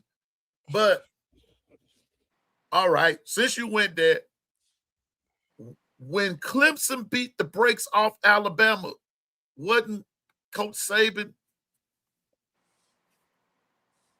doing all that? And Clemson still beat them, right? And Dabo was over there just smiling away. Dabo ain't never been good without a generational talent at quarterback. If you look at Dabo's career, anytime that he's got a good or average quarterback, he pulls what he did last year. The only time Dabo's ever been, you know what Dabo is? He's a guy that the recruits love that really don't know too much about the X and O's. He's kind of like that idiot down there at Miami, Mario Cristobal, the one that I call the Dan Campbell of the college football. I mean, he's a guy that the recruits like, but when they go talking plays and X and O's, they tell him to go get the coffee. You know, that's kind of the way Dabo is. Dabo is a good recruiter. When he lost Venables to Oklahoma and some other coaches, you see what's happened to Clemson. They went straight downhill without some good quality assistant coaches. So you saying a coach is a terrible coach that won 2 national championships, but you love a guy that's mediocre over there at Oregon? Where's the logic in what you're saying, man? At least the 2 coaches that you named Y'all at done least quit made it to talking on national me. I done championship. made y'all quit talking on me. Where's your logic, bro? You want us to go get a coach? Like, I have no problem with Dan Lanning, but you saying you rather have that coach when Now, our I coach do has been agree with you on something. going over there, You do have to dominating have his some ass. core What are we players. talking And about, bro? Alabama has core players. You know, you need your Keon Russells, your Ezekiel Crowells, your Ryan Hollywood Williams. You need players that'll stick with you for 4 years. But unless you're going into this portal and pulling out a top 10 class on a regular basis, especially in the trenches, if you're not winning in the trenches in the transfer portal, you're just an idiot recruiter. Why wouldn't you go get 5th and 6th year players on your offensive and defensive line to go along with your Ezekiel Crowells and Hollywood Williams? That's where the Indianas of the world are winning at. They're going out and finding players that they need. Alabama, it looked like they just throwing darts at a dartboard when it comes to a transfer portal. Let's get 22-star players. We got more 2-star, we got more 3-star players in this year's transfer portal than Nick Saban got in his entire career at the University of Alabama. I mean, you got to raise the talent level, and you do that these days with money, my friend. That's the only way that you can do it in this day and time is with the green dollar. I That's just it. want to point this out to everybody to his logic. Miami was ranked 32 in the transfer portal, and Indiana was ranked 18. But you saying we need to have a top 10 portal? I just want to leave that out there. It ain't about just having a top ranking. You got to go get the players that fit your system. It ain't all about rankings. Rankings does not matter. It's all about how you develop the play. It's all about the players Yeah. that fit your system. It's all And about that. If you be just sharp. going by rankings, your ass ain't going nowhere. And you want to But know be who's up sharp. in the top 10?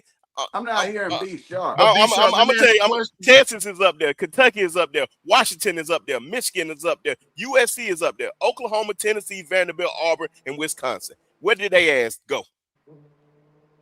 Where was Alabama ranked in what you're talking about, B Sharp? Where was Bama ranked? B Sharp. I don't even see us in the top 50, and we made it to the playoffs. We were 57. And here's my thing. And B Sharp, I want to hang right there because I keep saying because Legend, I'm still of the accord that when you develop players, and Nick Saban said it all the time, development. Yeah, you got to. I understand what you're saying, Legend, but I also look at it from this standpoint. And B Sharp, help me out right here. When the top 25 poll came out last year, I think y'all know where I'm going with this. The SEC had 11 teams ranked in the top 25. Alabama played 9 teams out of the top 25 and beat 8 of them. The only one we didn't beat in the regular season was Oklahoma. But we did it through development, Legend. That's all I'm saying, man. Development. I understand money. And I understand that your last 3 natties came out of the Big Ten. Michigan, Ohio State, Indiana. I got that. I got it. But you just can't discount the fact that they did it just through money and transfer portal alone. Bama still beat Oklahoma in the playoff game Yes, we got annihilated by Indiana. We got that. But to me, that was just an anomaly. I don't think Indiana's going to run it back. Just like Ohio State didn't run it back. Just like Michigan didn't run it back. Until Bama gets there, I'm just saying Bama, because I'm a Bama fan. Until Bama gets there and everything, but Bama going to keep trucking at it, and then poof, boom, we'll be right back at the top. But to say that we're not top, we're not recruiting top, and this, that, and the third, I disagree with that, because to me, to everybody, to me, if Bama is not recruiting top, then why are our recruiting trails, we're still ending up second and third, first, second, and third, this, that, and the third.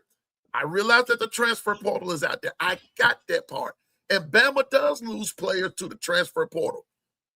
But I still am of the same persuasion that development, what B Sharp said, fitting the scheme. We're not just getting players, like what you said, throwing at the dartboard like you said that they were doing. I don't think that that's what's happening. What I think is that Bama's being selective. They have every right to be selective, and you should be selective. Because down the road, all this money stuff is gonna run out. And he who developed the squad has been persevered through the fire test, as Bishop would say.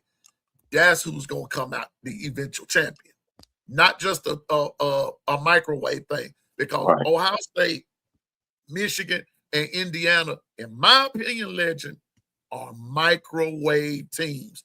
They ain't been through the stove. They not real cornbread. They Talking about Ohio State? Jiffy. Did Ohio State win it last year? No. No, but they recruit awful well now on a high school level. They're not lacking on a high school level. But I don't think Alabama's lacking on a high school level. They're not. They're not. Where they're failing at is in the portal. I keep saying they're failing in the portal. I think it's by design. I think it's purposely. Bishop. Yes. Y'all be sharp. I know what I'm trying to say, and it might not be coming out right. Listen. But I don't think Alabama's failing. I can't see. Well, let me say this. When I say failing, Go ahead. I base things on national championships. Okay. To me, okay. I was just going to say. You can go 10-2 and win a bowl game. To me, that's not a great season. I base stuff on championships when I deal in sports.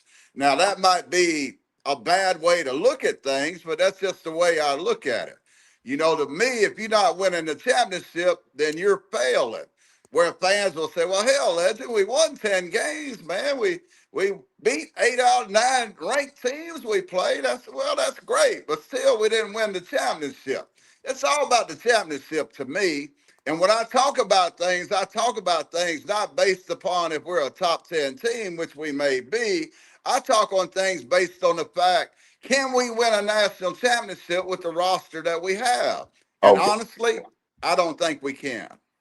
Okay, and I hear you, Legend, and much respect, but understand you do have to develop. You have went from one coach to another coach, and to actually develop your system and get the right components for your said system, it takes time. In the meantime, you still got to go fight in the phone booth.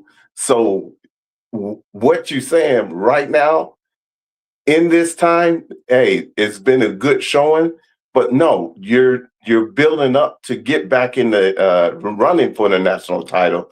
But understand, when you switch coaches, you got to understand it's going to be a caveat to that whole formula. And I get what you're saying. You're old school. You like when you guys were constantly being thought of to be in the running for the national title.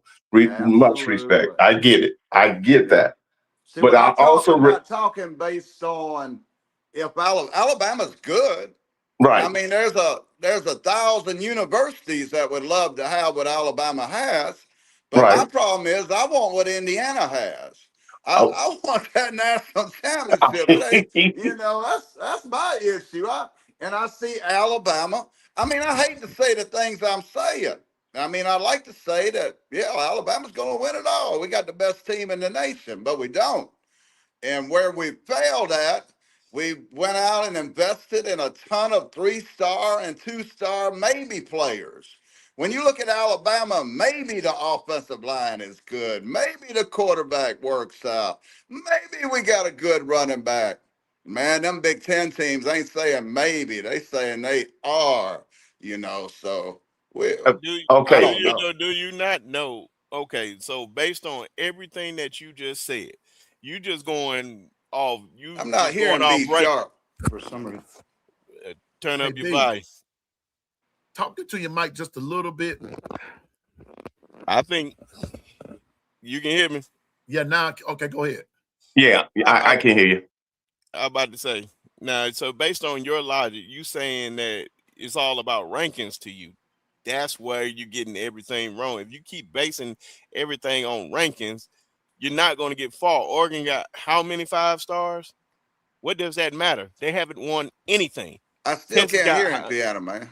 Don't worry, just listen to the replay. I'm about to say, but top five. I mean, Texas has a top. All these 5 stars, they're not going anywhere.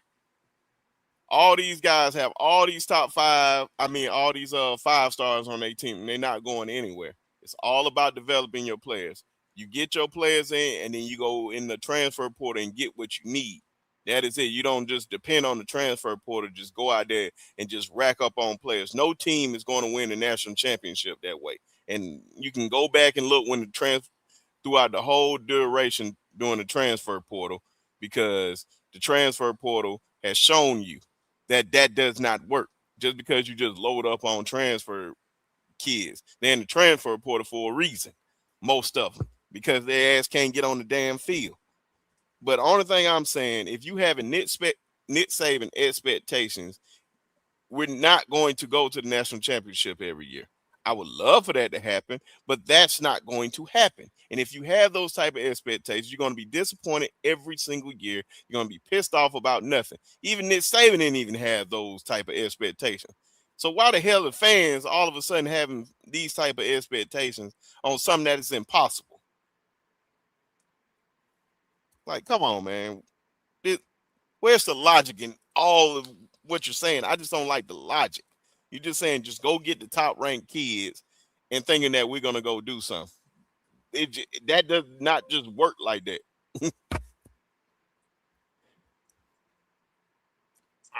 I'm still of the persuasion development, and sometimes that takes a while. It takes a while, but to and like I said, Legend, I got you, dog. I understand what you're saying, but that logic doesn't hold up because let me tell you why. Indiana, Ohio State, Michigan. Who repeated? Nobody. Nobody.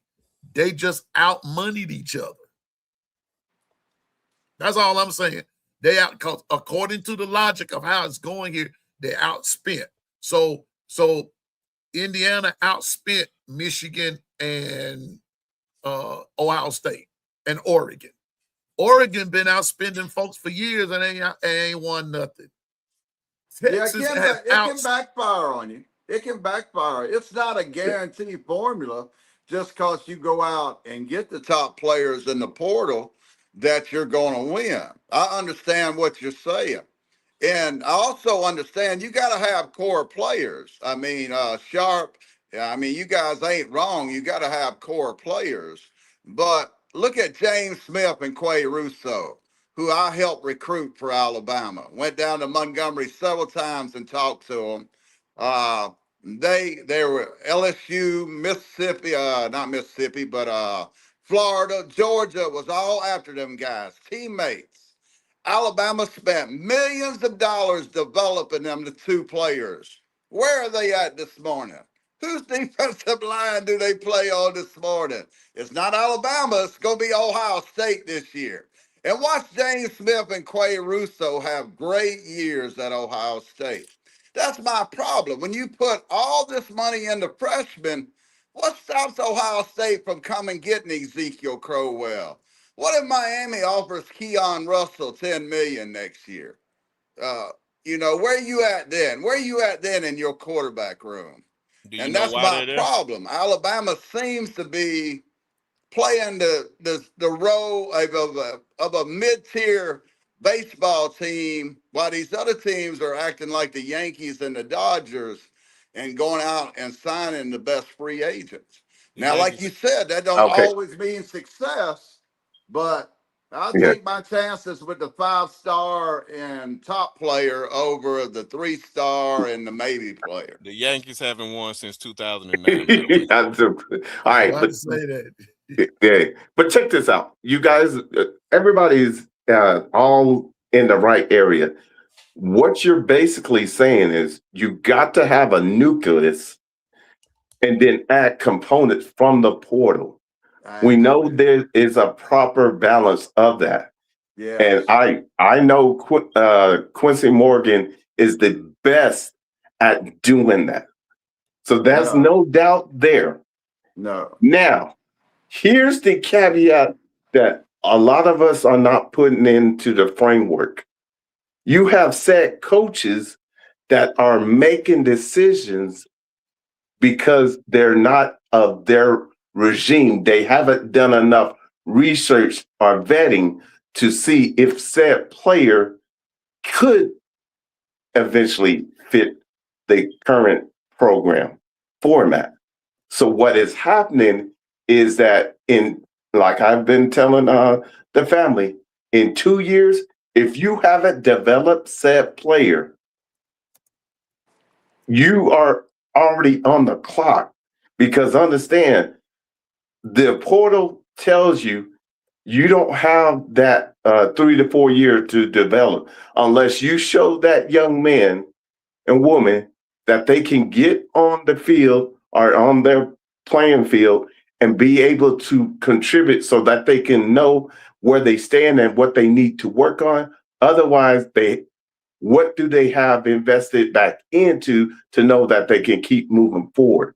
And what's going to keep anybody else knowing that, hey, said player is not just sitting on the roster and we could sure use him and we see his potential.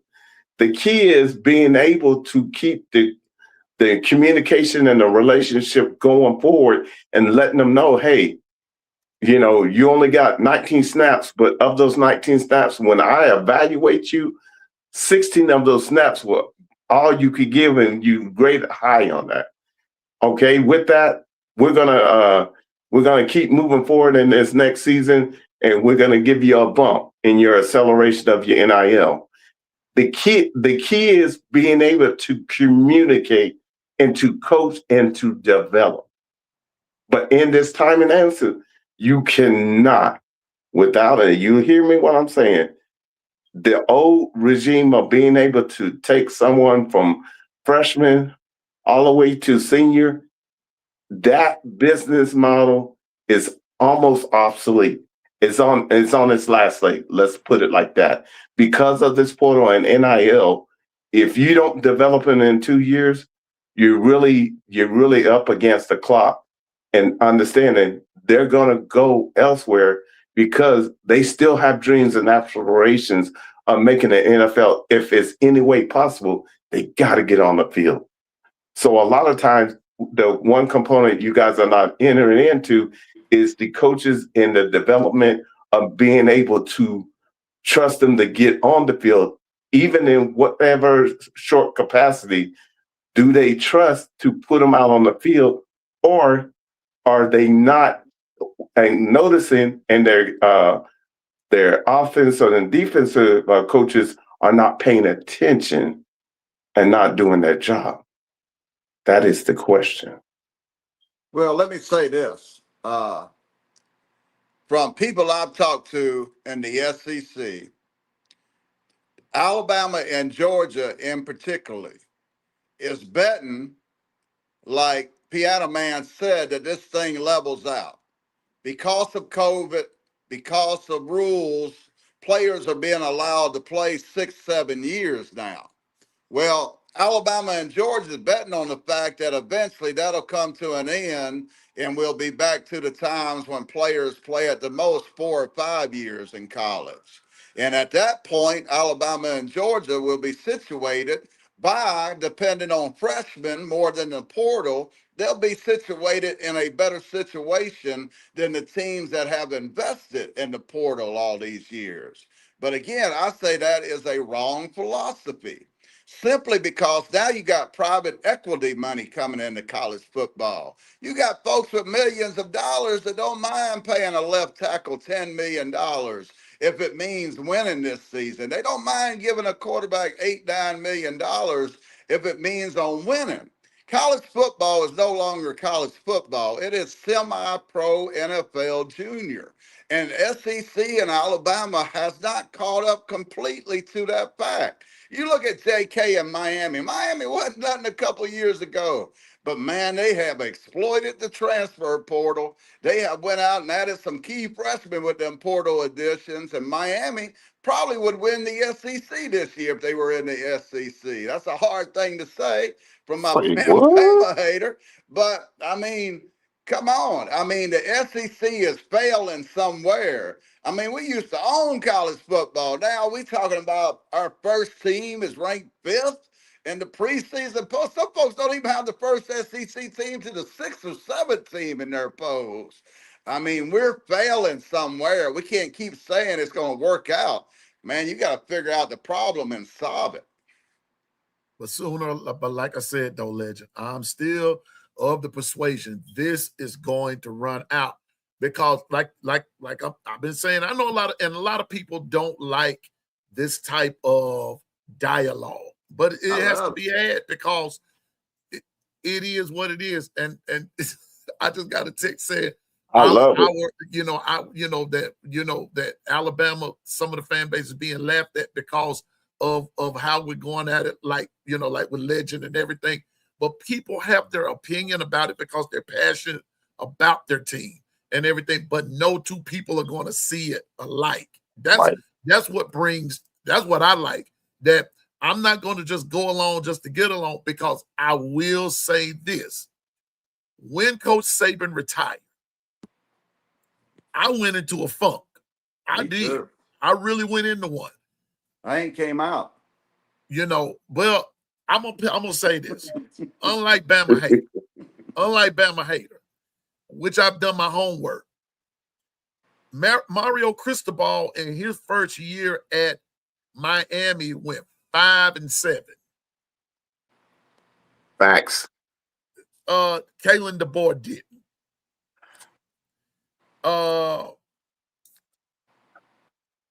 You can't even put now Mario Cristobal, to me, should have stayed in Oregon. He should have stayed there. To me, he messed up leaving Oregon. He left the gravy train to go and get on the love train, as far as I'm concerned. That's what happened there. He went, and they love to smoke weed, snort coke. They love it. They love all that kind of stuff. Chase women. That part I don't mind, but the other two, you got problems. But Miami, like what you said, though, Legend, yes, they went into the transfer portal and got guys that were already developed. There you go. But here we go. But by that same logic, I'm going to use B Sharp's term, but by that same logic, what happens to a Miami when someone comes in there and offers that person more money and they leave and follow the money? Now you're going to say Miami, like you said, wasn't no loyalty, but there's no development either, because Miami ain't developing nobody. They're not developing quarterbacks. Let me prove it. You had Cam Ward and couldn't win. Matter of fact, Syracuse beat you with Cam Ward. Sure did. Sure did. Syracuse did Miami with Mario Cristobal. Carson Beck fell short again. No natty. Then you turn around And the rumor has it that you wanted Ty Simpson for $6.5 million, and it didn't happen. And so now you got Mensah from Duke. All right. Coming from a team that has been in the ACC for over 20 years and have football-wise and have never won it. Went to a natty and fell short, but all they do is wait a minute. Let me see something. Wait a minute. Let me see. Did I start this? Because I want to. I didn't start. I thought that I did. Bama hater keeps harping on this fact that Alabama got in with 3 losses, whatever. Bruh, apparently you're null and void of understanding. So let me help you out one more time. When Alabama played Georgia in the SEC championship game, we had only lost 2 games. 2. 1, 2. 2. Right after 1, right before 3. So you have to baby Ray these thing, the Bama hater, because he gets lost in the sauce and his brain gets parade at times. 2. Right after 1, right before 3. 2, Bama hater. Now, we lost to Georgia in the SEC championship game. Yes, we had a 3rd loss, but you got to remember, Bama hater, let's back up Austin Allen to remind you too, who won the September 26th, 27th game of Bama versus Georgia in Austin. I'll wait. No, I'm not. Alabama did. That's how we got in, Bama hater. Right there. That's how we got in. Right. We beat them head to head. Okay. So yes, they won the SEC championship game. All right. And so we were going to the college football playoffs anyway. We were going, Bama hater. Whether you want to admit it or not, we were going. No politics, straight football. We did it, Bama hater, and legend. All I'm saying is we did it with. We even did this with a lack of an offense, and still got in. Still beat Georgia. See, an Alabama hater can rebut with, y'all lost to Florida State, and that's your revenge tour. Well, y'all lost to Ole Miss. Well, excuse me. No. Y'all lost to SMU and Louisville again, and that's all you got. That's all that I'm saying. All I'm saying is that the logic, I'm with B Sharp legend, the logic is not there. The money, the this, the that, and the third, all of that is there. Now, Twister, before I bring you up, I'm not gonna allow you to say that Legend is kissing the Big Ten's behind, because that's not what he's doing. He's actually stating a fact, because the Big Ten has won the last 3. But what I'm not agreeing with Legend is the fact that they're doing it, that their method is better than Bama's method. I'm not going to agree with that. What I am going to agree with, they may have outspent Bama, but that don't mean that the players were better. Mind you, Legend, we went into that SEC championship game. I don't make no. Uh-oh. We lose Piano Man. Uh-oh. Hey, look at that picture. That's my brother. He caught him in midstream. He's making a point with that picture, ain't he? Yeah. But now we did give him a moment. Hopefully his unfreeze here. But I was alluding to, right now, I don't care how you get it, but we got to find a way for the Big Ten. They haven't discovered anything new. I believe they have paid attention to the Saban years and realized that they needed to alter the way they thought about when they got to the second season, which is called the playoffs, and they really nailed it to a T and realized that they needed to run more and use the pass to offset the run. And what has happened is they have found something that was established way back. It's nothing new to anyone on this stage. But what it is now in this dispensation of the NCAA, a lot of teams still want to try to prove that they can do these run and shoots and these type of gizmo passy offenses. And when you get to the playoffs, you don't play 12 games. They got so many cut ups on their floor of film that they studied. It gets back to the X's and O's of old school football. Can you establish the run to set the time, being able to possess the time, and can you move the ball well enough and score more times than not, 8 out of 10 times to go win a game? That is playoff football. It hasn't changed. And understand through the Well, season. Go ahead. you make a great point. Make a great point, Bishop. But the problem that I see is, some of these Big Ten schools' schedule is so, I call it cupcake central. I mean, yeah, you play 2 or 3 hard games in the season, but you can afford 2 losses now and make the playoffs. You look at Indiana's schedule, they really don't have but maybe 3 games where they'll even be in jeopardy of losing. So, I mean, you look at the SEC, there's some brutal schedules in the SEC. Listen, hey, legend. We call it the gauntlet for a reason. And you have to consider that into the formula. When I look at these teams and Uh-huh. I say that Oregon's going to be the best team in the country, if Uh-huh. Oregon played in the SEC, I might not have that opinion. But when you look at their schedule and realize that they don't really have but 2 or 3 games that you would call a Alabama Georgia type game, then Right. they can afford to lose a couple of those and still make the playoffs. So you And have to so you have to clue that mhm, into the mhm, formula.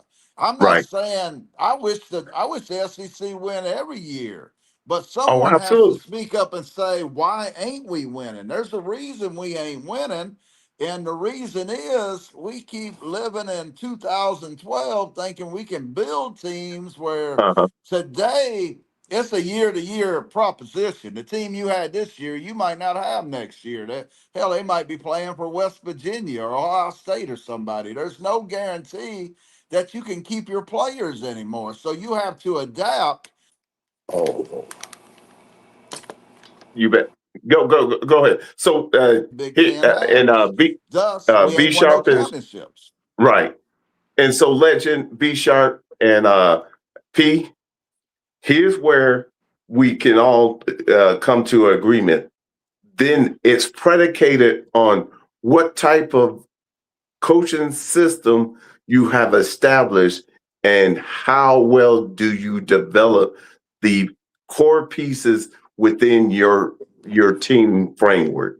Because I hear what you're saying and understand retention is key, but also getting the right component out of the portal is just as important. Then on top of that, having your OC and DCs on the same page. So when it comes playoff time, you understand that I have to stop the run and I have to run the ball.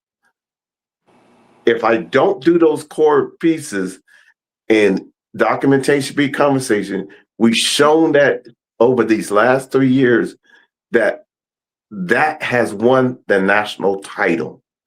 And it's nothing new. It's old school football. And how is it that the SEC is getting beat by old school football? It's because we're not holding key components of our coaching staff uh, to a certain standard because they need to understand we have a running game. but because you came from a certain system and you feel like you feel like you're the top dog and that your system is you're trying to prove, hey, my system works. It works throughout the season, but when you get to the playoffs, no, it doesn't.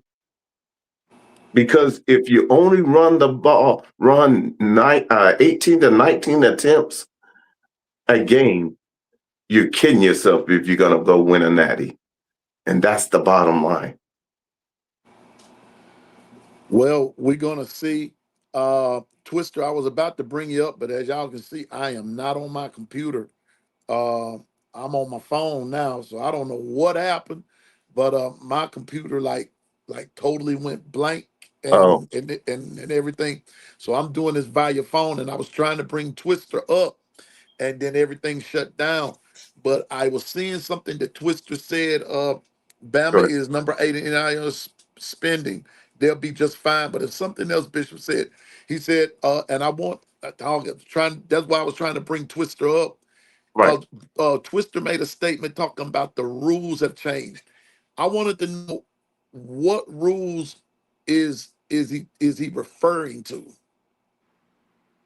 Oh, well, I don't know what he's referring to, but understand in this dispensation, back in the day, you had the bag man. Let's just keep it a buck. We're gonna talk real. We up here in the gumbo, then let's have gumbo. We had the bag man, but now all of a sudden with NIL, the bag man then became the booster.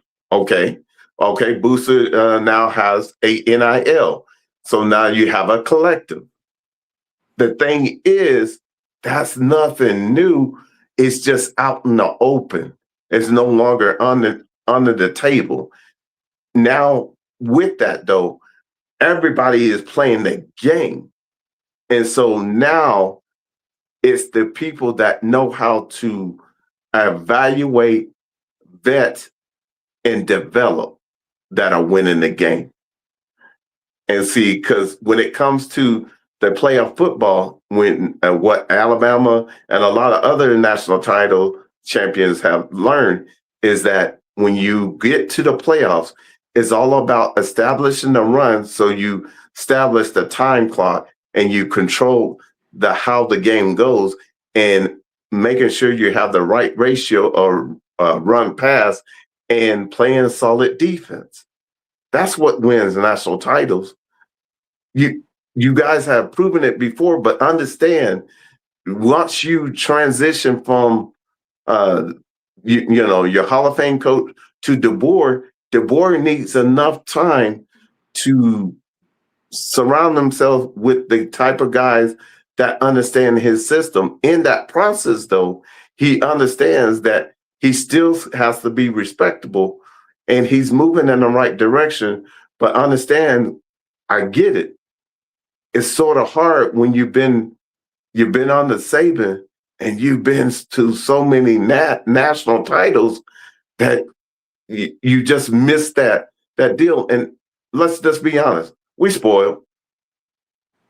Let's just we're gonna pull the band-aid off. We're spoiled because understand we were used to national titles, but understand in order to go to the next level, you have to go through a fire test. And what did I say in that process? The toughest thing is to realize that thing that you had grown accustomed to can no longer go into the new level. So it has to be skim off. Just like when you do a fire test of gold, the only way it becomes pure, it has to be heated up so much that the impurities come up, and what can't go forward has to be left behind. That means you got to develop. I'm say this because I know I'm about Well, to you get know, off real quick. you Go Hold ahead. say up a Go for a ahead. lot minute, of good legend. stuff, but Hold up for a minute. I'll say this Hold one. on. Go ahead, Legend, Bill. 1 minute. Legend, just 1 minute. Go One ahead, B minute. Sharp. Pete, go, Again, B your Shop. question. Oh yeah, my fault. Yeah, I man, can't I'm hear about B to. sharp on my end for some reason. It'll be all right. I'm about to get off anyway. But oh, I almost forgot. But shout out to you, piano man. Let me come up here for this hot second, man. Um, I was just about to say, I got a video dropping at 10:30 about this Brandon Sorsby. Yeah, I was Uh, about to get to that. And mm, before you go to B Sharp, I want your before you drop the video and everything, I want your perspective about this. Just say something to the chat. oh yeah, uh, the NCAA has to do like they. This is one of those situations, man. You cannot let this one pass. You cannot let this one go because it's only going to create a domino effect of what you don't want to happen. It's almost like you letting toothpaste out the tube and you trying to get it back in. It's not going to happen. Once it's out, it's out. It's done. It's done. So the whole thing about this, man, it doesn't matter if he betting on himself to win. You know they have over and unders on betting too. Right. So is he doing unders too?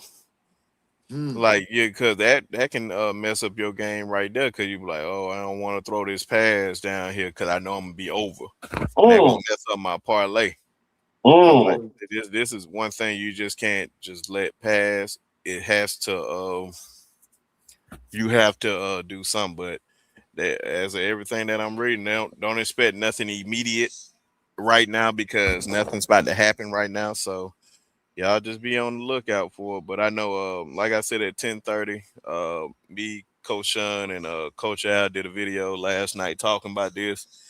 So appreciate y'all. Hopefully, everybody on here can just go over there and watch it, and please give your comments on it, whether you yeah. agree or disagree on it. And appreciate you, brother. And we're gonna try to get you to that 1,000 mark. I We're on the road to appreciate you. that. I appreciate you, bro. But B Sharp, I was with you last night when you first dropped. Somebody had talked about it on Twitter, and you said, "Hey, I totally disagree with this," and I was in agreement with you that Hmm. I am not in agreement with it. And the game I love so much has gone to hell to me, far as I'm concerned, and I don't mean that in a derogatory way. But to me, it's like what you said. The NCAA can't miss this, but they're this toothless tiger. They have no power now, because the court didn't side with them. And to me, it was supposed to have been a done deal. But when a court comes in and say, he can play, he's got this, he's got that. I don't know, B Sharp, how this gonna turn out, but I just want you to know I'm in agreement with you, bro, because this can't be. It's gonna open up the door for other stuff, and that's what Bishop was saying earlier. Just watch and see how this is gonna pan out. Oh yeah, man. Especially if you go look at it, man, with the courts or whatnot, man. You, you see all the people that let this happen.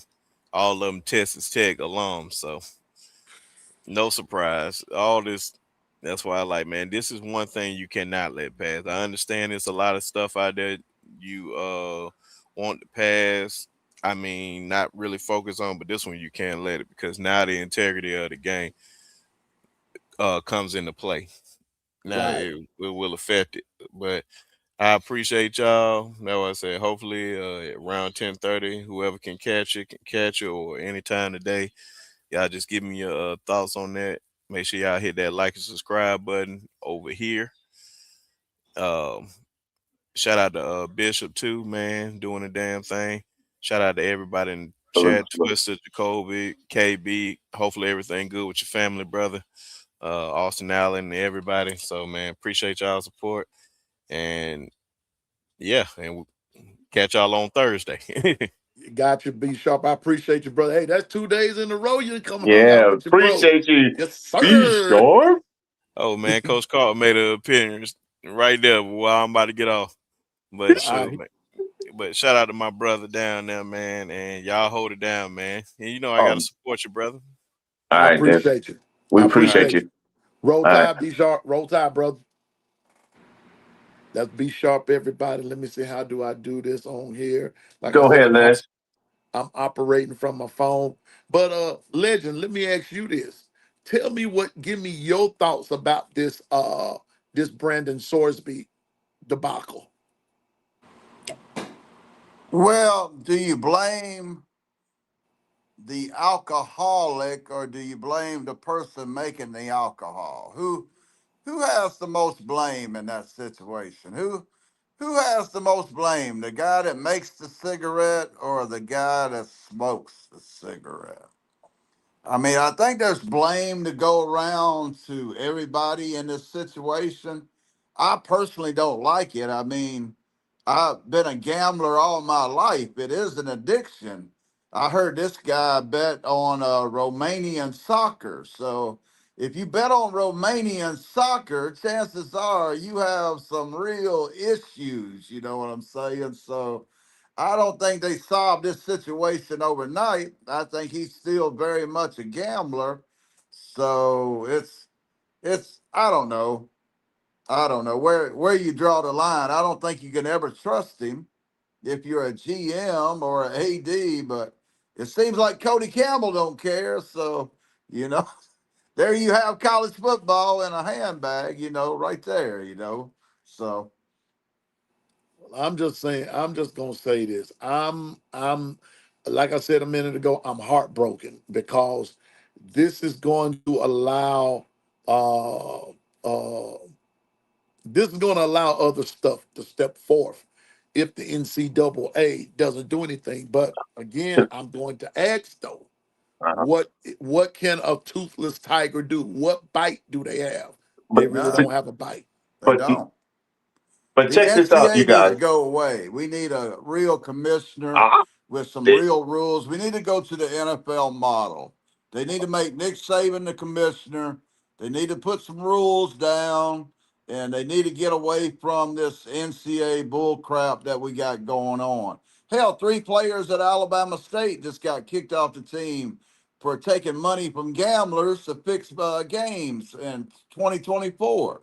So, I mean, this is going on all over college football. This is just a case they've discovered, but this kind of thing's been going on the whole time. Hey, Piano Man, I got to get off here, man. I got to get uptown. JK wanted me to shout out the Fanatical podcast. We do it on all the sites, and Yeah. it's a great show. So everybody watch the Fanatical podcast.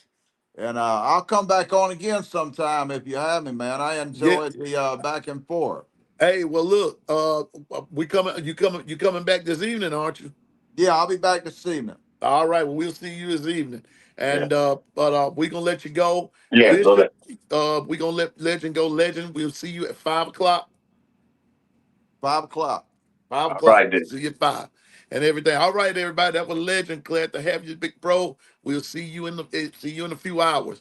Bishop, we gonna get ready to get up out of here too. Oh, But Bishop, absolutely, absolutely. And can I say this we caveat? Now, I was just trying to say that is that you guys got to understand we're at the best possible scenario because now nobody can run. They either gonna fix it or it's gonna flip the script. And uh-huh. understand no longer they are in the fire test and they got to understand and acknowledge what they had, what part they played in it, and now they got to fix it. You can't run from it. You can't sweep it under the rug. The rug's been pulled, and now you got to deal with what you have before you. And understand you're a part of it. And if you're a part of it, he's trying to get your attention. If you want this beautiful game to keep moving forward, you got to own up to your part. Let me see here. Let me add the stage. All right. So that's all I got to say. And it's truly a blessing to have Legend and B Sharp come to the forefront. And uh, peace and blessings to you, man. Yes. This platform is a ministry, and people, when I say a ministry, it allows for men and women to speak their mind and not get zealous, but be able to communicate and have discussions, because that's what the United States is all about: being able to be heard and you to be comprehend. And I'm thankful that we have this platform to be able to do that. And I'm so grateful to the chat that we're moving together as a family. And we know what good gumbo's about. And we purge our seafood. We do not mess around. We purge our seafood over here. And so with that said, I'm grateful, I'm thankful. And first and foremost, I thank God that He opened up the door for me to come over to this way because I needed to be put in the fire, refining fire. Because understand, it's easy when you stay within your own fan base, but it shows something of your character when you're willing to stand in a different place that He's called you to. Right. Hold up. Twister, if you're still on, now you can come back on. I'm back on my computer now, Bishop. I don't know what happened. It probably got overheated, bro. I don't know what happened, but I was trying to look, bring all of a sudden I was like, okay, you're frozen. So I was like, I just picked up where you ended off. Yeah, that's why I texted y'all and said fill in because I was trying to bring it back in, and all of a sudden it just shut all the way down. But Twister, if you're on, come on back up right quick and everything because I want to hear what you have to say at this time. I was trying to bring you up and feel you on in there.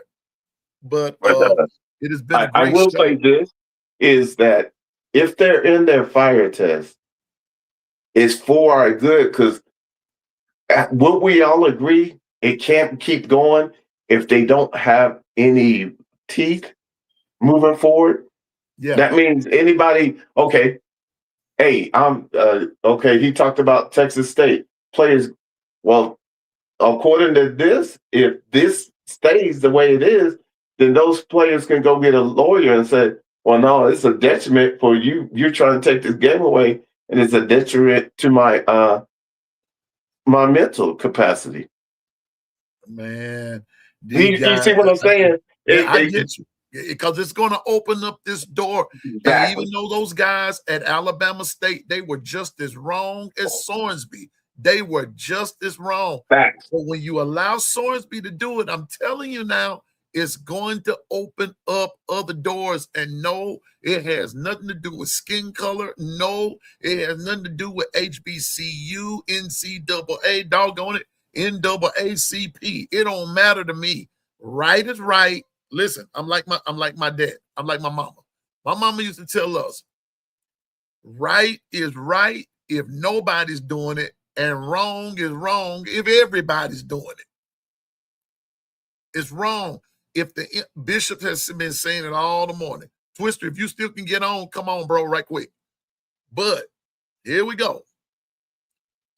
If the rule, Bishop said, has been set in place before we all got here, and that gambling is prohibited, betting on games as a player is prohibited, and it is wrong. And if you get caught, you're going to go out the window. Then they got caught up, out the window they go. No court, no other entity should step in and save them over a rule that said you're not supposed to do this. I don't care who you are. Not only that,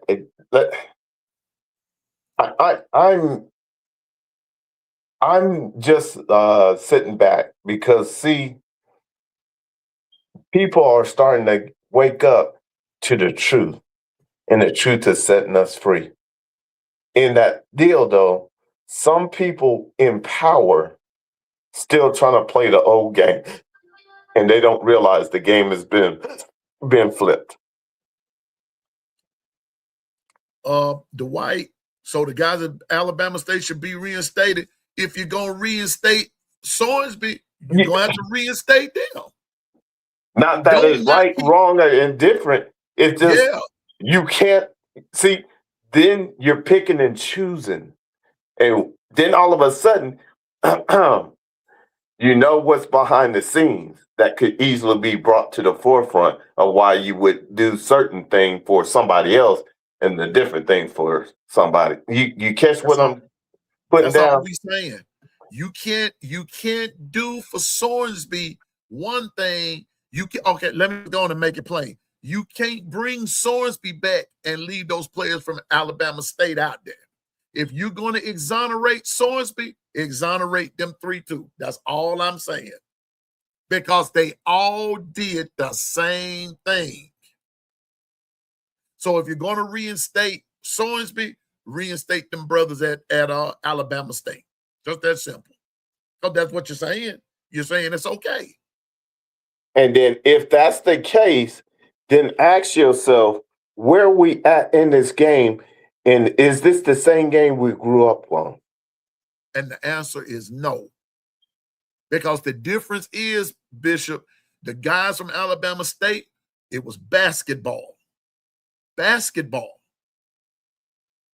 Sorensby was football. Sorensby's was Nathan's hot dog eating contest. Romanian, whatever. And Governor told you about fooling with the Romanians. And I'm not getting off into that because I don't know. Yeah. Just understand, I like my gumbo a certain way. And when you start messing with the recipe, I'm sorry. Either it's good gumbo or it's trash. And right now, NCAA, you better check your recipe. You on the clock. But anyway, I'm not sure. Hey, who's the Dave, man? I didn't mean not to speak, bro. I've been off my computer there and everything. Please forgive me, y'all. It's a computer glitch, and Bishop asked me y'all forgiveness. Please forgive me, and everything. But I'm not sure I'm not sure Texas Circuit Court ruling can be applied outside of the boundaries of the state of Texas. I don't know either.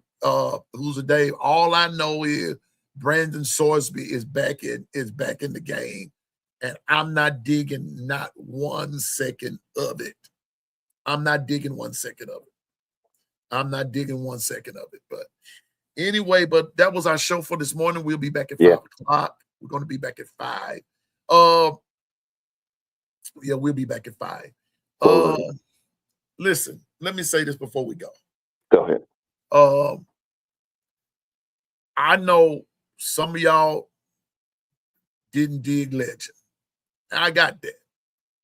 But Legend is no different than the rest of us. He has his opinion about stuff. And maybe his opinion is not to our liking as a fan, but it's still his opinion. Now, me personally, I don't dig the fact that, and I'm going to put it in the macro, Bishop. I don't dig the fact that the Big Ten or of someone else is doing something totally opposite of what the SEC is doing. But the one thing I'm going to have to agree with is that for the last 3 years, their way has worked. It has worked. That's it. Bottom line. That's the bottom line. It has worked. Whether I agree with it or not, it has worked for them. It has worked. It has worked. That's not kissing the Big Ten's tail. That's just giving them their props that it has worked. It has worked. Now, all I'm saying is this, and this is where Legend and I disagree, that sooner or later, that model is going to run out. And he who develops, I'm still talking old-fashioned Bishop development, high school players.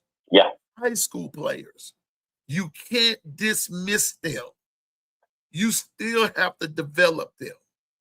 Even those guys that are 24 and 25, as 30 years old, guess you still what? got to develop them. Yeah. You still have to develop them. They were once 18 years old. They were once 18. And that's what Nick Saban talked about. He brought all of that in. He brought it all up. Now, when we can learn to look past the differences of stuff and begin to see what our similarities are, we will fare better. But what I'm not going to do is sit back and say, well, Kalen DeBoer, and he didn't say Kalen DeBoer wasn't a good coach. He didn't say that. He was just saying that their model of how they do things is not up to date. But I disagree with that. I think it's doing what it's supposed to do. I'm still going to stand on the fact that Alabama is doing it right, Bishop. Alabama's doing it the way that it's supposed to be done. I'm still going to say that the way that the transfer portal has always been there. Right. It has always been there. The money part about it is what's distorting it all. Not even NIL. Bishop told you earlier, NIL has always been there. It's been there through boosters. Governor's been saying it through boosters. And what do boosters have? Private enterprises.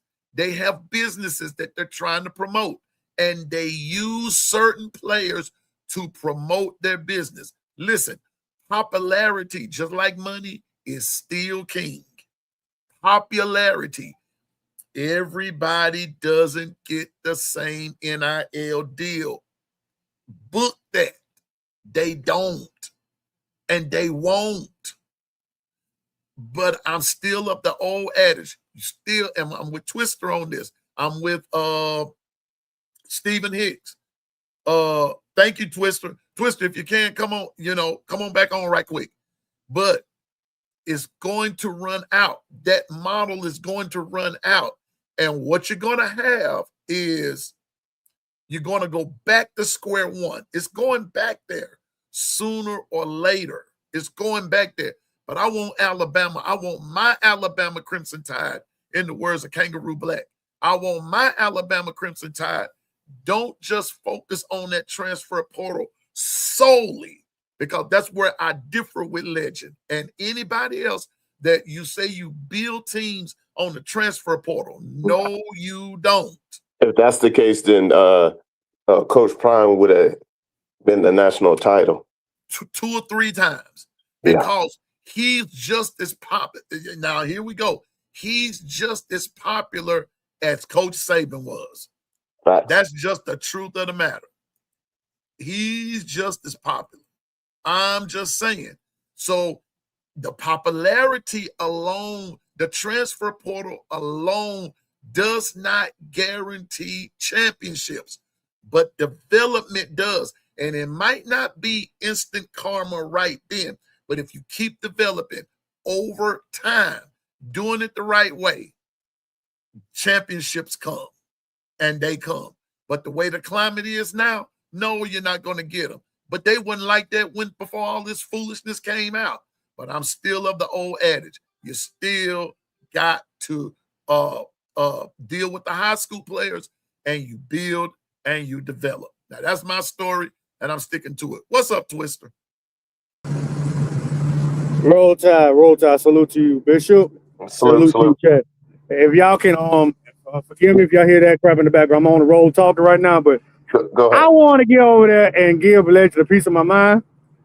But the problem when it killed me, he talking about Oregon did this. Oregon got a lot of money.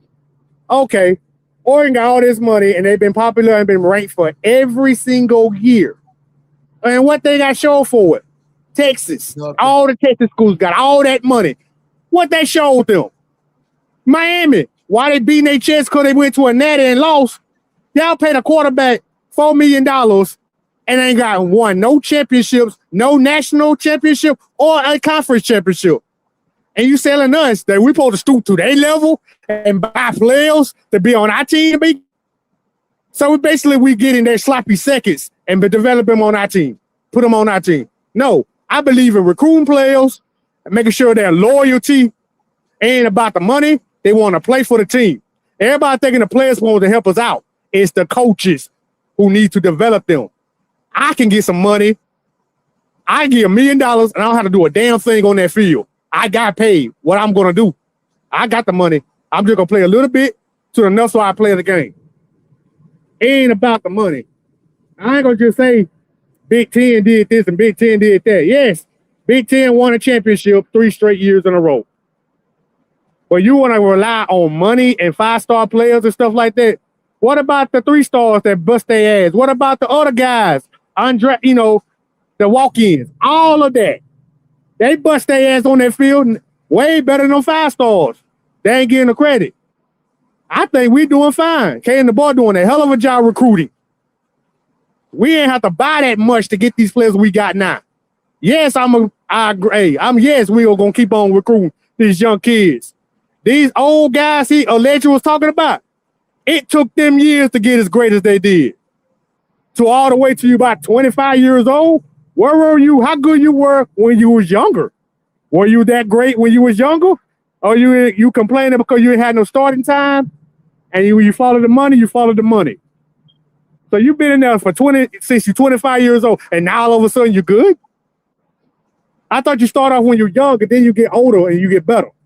Not just go snatch your old head out there because he been in the league, in the college league for a long time. How many teams he swapped till he got to the better team and won a championship?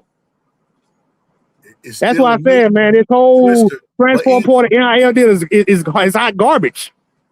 But Twister, put some control to it. But isn't it still a nucleus though? Because go back to what you said. Go back to that statement that you made about how many teams did you take? How many teams did you have to go through to get to where you were? See, that's the part that people are forgetting, is that you just so happened to land on a team that the nucleus fit. That particular point. That's all I'm saying. I don't agree with it. I don't. I'm sorry. I don't agree with all that, but I agree with what you're saying.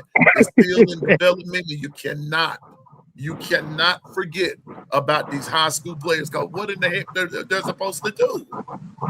Stop playing in high school? Because they know that they're not gonna, no, that's ludicrous. That's man. It's just like, oh, we gotta get transfer portal, we gotta get veterans. So is it like that? We don't need to recruit no high school kids then. We're just going to go out there and get somebody else's players and put them on our team to make our team good. What happened to developing? We got to get them good. And then if we do to start getting guys out the transfer portal, we still got to pay them for them to stay. Am I correct on that? And that's more money coming out of our pocket. That's what I believe develop our players to be great. Yeah. So I'm like, Legend, what are you talking about, sir? We got to develop players to get them great. Look what Miami just done. They paid a player over $4 million. Yes, he took it to the Natty, but through politics, they ain't supposed to be there. They lost because Virginia lost the game to Duke, and that's how they squeaked their asses in the playoffs. We didn't have no politics. We was the number 1 seed in the SEC. Georgia beat us because we had injuries. 13 players was out. Yes, we made it and we lost. Yes, and we got skull dragged by Indiana. And we did it with less money. We did it. 11-4. It didn't sound like a victory for us, but in the average eye, that's pretty damn good. So we ain't gonna stoop to that level and buy players just because we're trying to win a championship. Yes, we're still used to the Saban era that we dominated for 17 years. This is a new era. I think Coach DeBoer is doing a hell of a job. The only thing we just need to do is get the assistant coaches in line, like Ryan Grubb, and all the other coaches get in line and go for the program. Run the ball. Get the offensive line good. We'll be straight. We don't have to buy players to get them on the team to win championships. Develop them. Get players that want to play for Bama and keep it going forward. The rules have changed, Bishop. Get players that want the to rules play. have changed. But that's what I want. What rules are you talking about, though? About the playoffs and the NIL and all. Like I said, buying the players to get on your team, and the NIL and the transfer portal, all that. It's just going haywire. I'm just glad they stopped it just for one. And then everybody saying like getting rid of Kalen DeBoer. If he leaves, most of those players we got gonna leave right behind him. That's not gonna be easy to rebuild. Like when Nick Saban retired, we lost the whole team basically. And Kalen DeBoer had to pick up the pieces to at least have a roster for us to win games. And we did that our first year. 9-3. Yes, we didn't make it to the championship or the playoffs, but we won more games than we lost. Next year, we did a lot better. Ryan Grudge just need to get his head off his ass and start running the ball more when the running game is going. Don't go away from it. That's all I'm saying about that. Develop those players to be great and loyal and money-wise. How the locker gonna be in the locker room? How the players gonna react? We need all the locker room players got to be on the same page of winning the games. Everybody looking about the money. What about the attitude of the players and then the attitude of the other players on the same team besides the money? The hell with the money. It's about team, brotherhood, respect. I don't give a dang how much money you got. Long as you there to help us win games. It ain't about the money, guy, pal. It's about winning championships and a brotherhood that can help us get there. We're on the battlefield together. We live together. We die together as a unit. Not because I got this, I got that. It's about money. I mean, it's about the team, not about the money. We're not going to stoop to those other teams' level, buying players to put them on the team to make y'all tails relevant. We're going to do it the good way.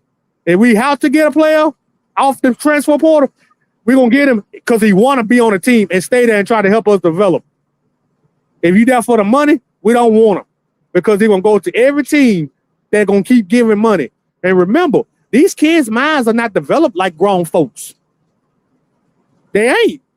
And they're going to have somebody in their ear to tell them to get it because they can't think for themselves. Puppet strings, man. Twister, I see which way you're going, but at the end of the day, it's still their decision, and they're making a conscious decision. And whether somebody's pushing them or no, you have the capacity to say yay or nay. And, okay. You know, like Who's the Dave said right here, you grab a high school star, put 30 pounds on them, get them strong, then we'll pay them to come and play for us. That's what I'm talking about right there, or what you're just saying, Twister. They have the power and the capacity to say, either I'm going to stay at Bama and stay with who developed me, or I'm going to follow the money. That's a conscious decision that a person makes. They make a decision. That's all I'm saying. They make a decision. They have to make a decision. Yeah. And so at the end of the day, I don't think it's all about mental development.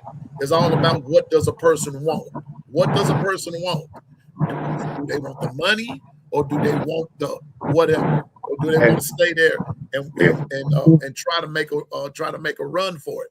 Well, like one of the things that Legend did say, and you might not agree with this, but it's true. A lot of players want to be paid, and that's why they leave, because they feel like that they're going to get their worth over there. But here's the other part of that, and this is what I've been screaming for the last couple of years, that just because you leave out, just going to take Alabama, you leave Alabama and go somewhere else, that does not guarantee success.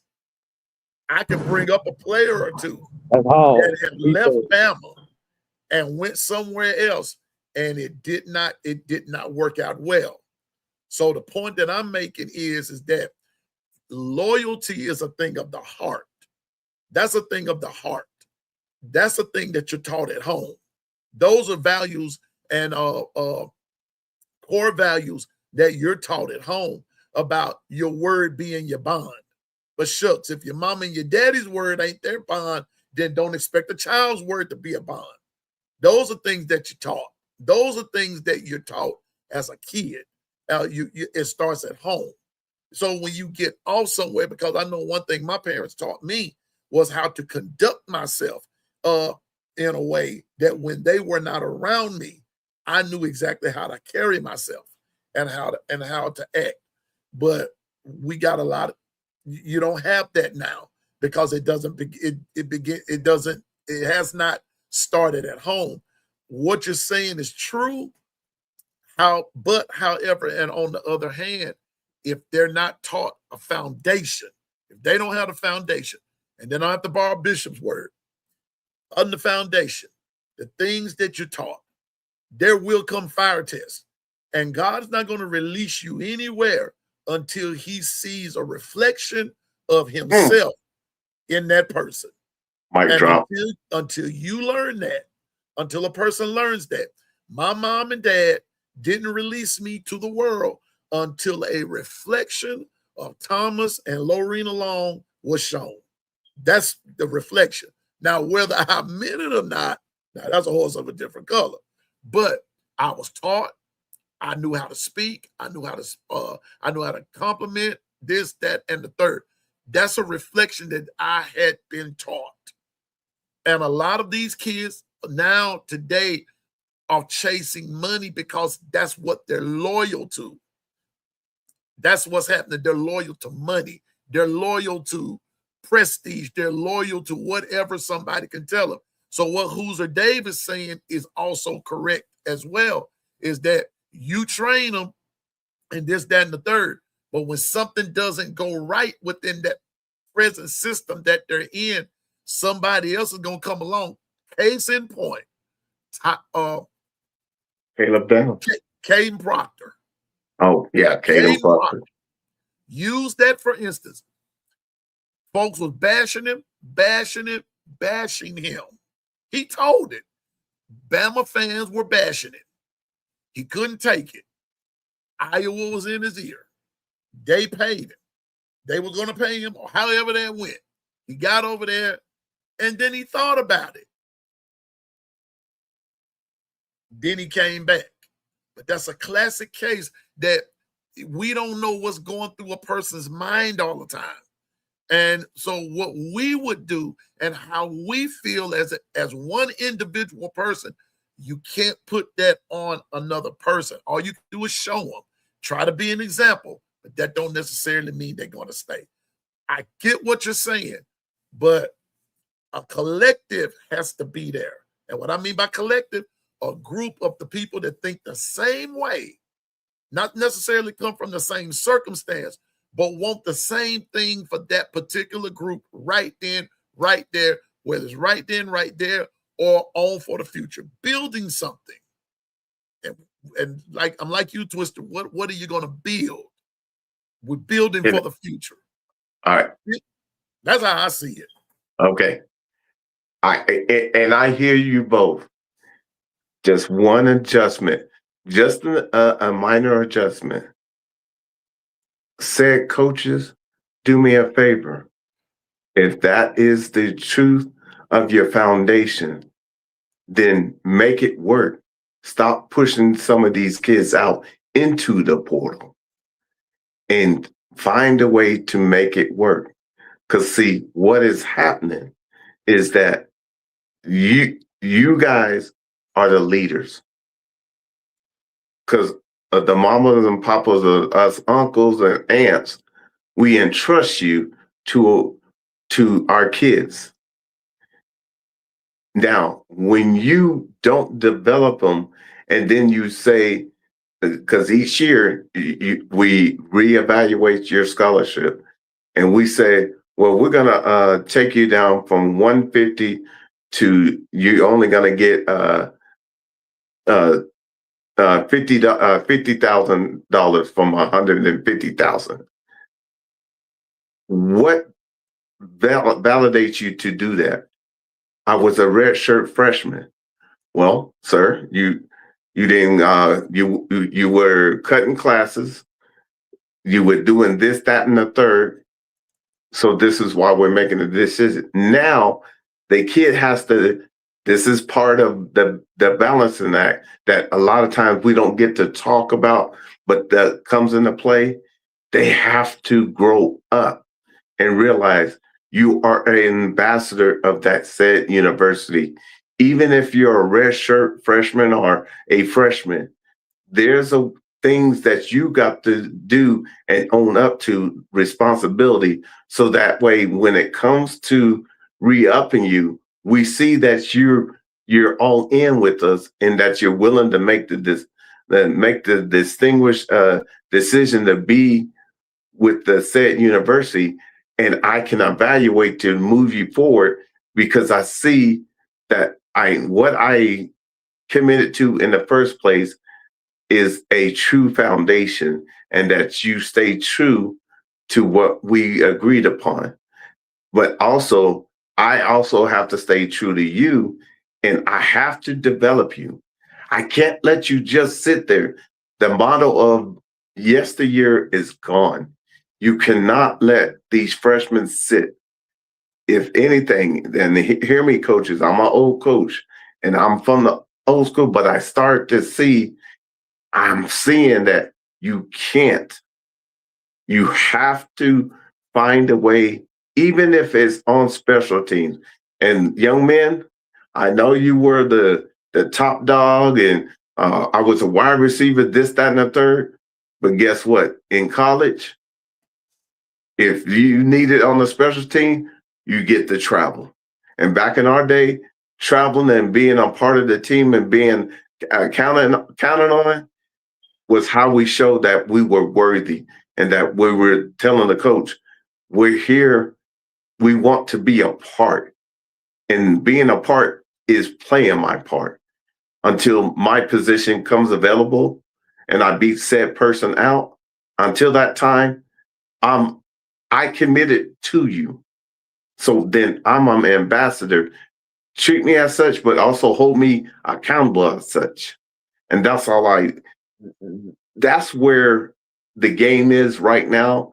And the ones that are doing the best at it are finding ways to win the national title. The ones that are still formulating, going through their fire test, that don't mean that they're off by much. They're just being formulated, and it's just not their season. So all I'm saying is I get what everybody's saying, but at the end of the day, it's still gonna take development. I don't care how you like what you said. Take development. Yeah, it Be does. loyal to It's yourself. got to be development. Yeah, Still gotta be You can't buy your way to development. the top. You yeah. know, but I will say this. But the last 3 championships, I ain't got to bring up nothing else. They did it that way, and it has successfully, it has worked, but still some development took place somewhere. Okay, P and Twister, here's your brother out. Now, Bishop. The Bishop likes to, hey, look, I like making gumbo, boudin, neck bone, collard greens. But let me explain something. They're not doing anything new. They just copied the right cat. Hear what I'm saying? They copied the right cat. And they're trusting the process and they're refusing to change. Hear what I'm saying? They copied the right cat. Who's the right cat? You know him very well, don't you? Mm-hmm. Mm-hmm. So if they copied the right cat and they developed it into their own sort of system, but we see the frameworks and the foundations of that recipe and we know it very well, then shame on us as a university and head coaches for not going back to what is the foundation of being able to win a natty. And so, yes, that's our question that we need to answer. So guess what? Good. We went up another level, but we're not always there. But the bottom line is there's several universities that didn't get there. And we know that. So if that's the case, I'd rather be where we're at and have to answer the questions we have to answer and know that we can run the ball versus we can run the ball, but we can't gain a yard. That's the difference. We know both universities know we can. We have certain entities that is in the coaching realm that now have to realize they're in their fire test and now they're on the clock and they better purge their seafood. Like I said, I'm just old fashioned. I'm just stuck in my ways. I'm in my ways. I hear like I said, I hear everybody. But at the end of the day, somebody got to be developed. You can't just leave the high school players out, and you cannot just because sooner or later that money thing gonna run out. What goes up must come down. That's the law. That's the law of gravity. What goes up must come down. So anyway, the Twister, give us some parting words. We're getting ready to get out of here. Yeah, I just made it to my first stop, man. Like I said, that's all I had to say about that, man. Like I said, money's not going to save your team, buddy. You just have to develop them and get them good and get them ready to get on that field. Buying players ain't going to help you. And no matter how it looks, what Big Ten doing, we can't do what other people do. We got to have your own identity, not try to steal it. But thank God for seeing me on. Let me see another day, and be safe on this road, and trying to make sure I come back home safe and sound, and probably be back over here later on this evening if I ain't out late.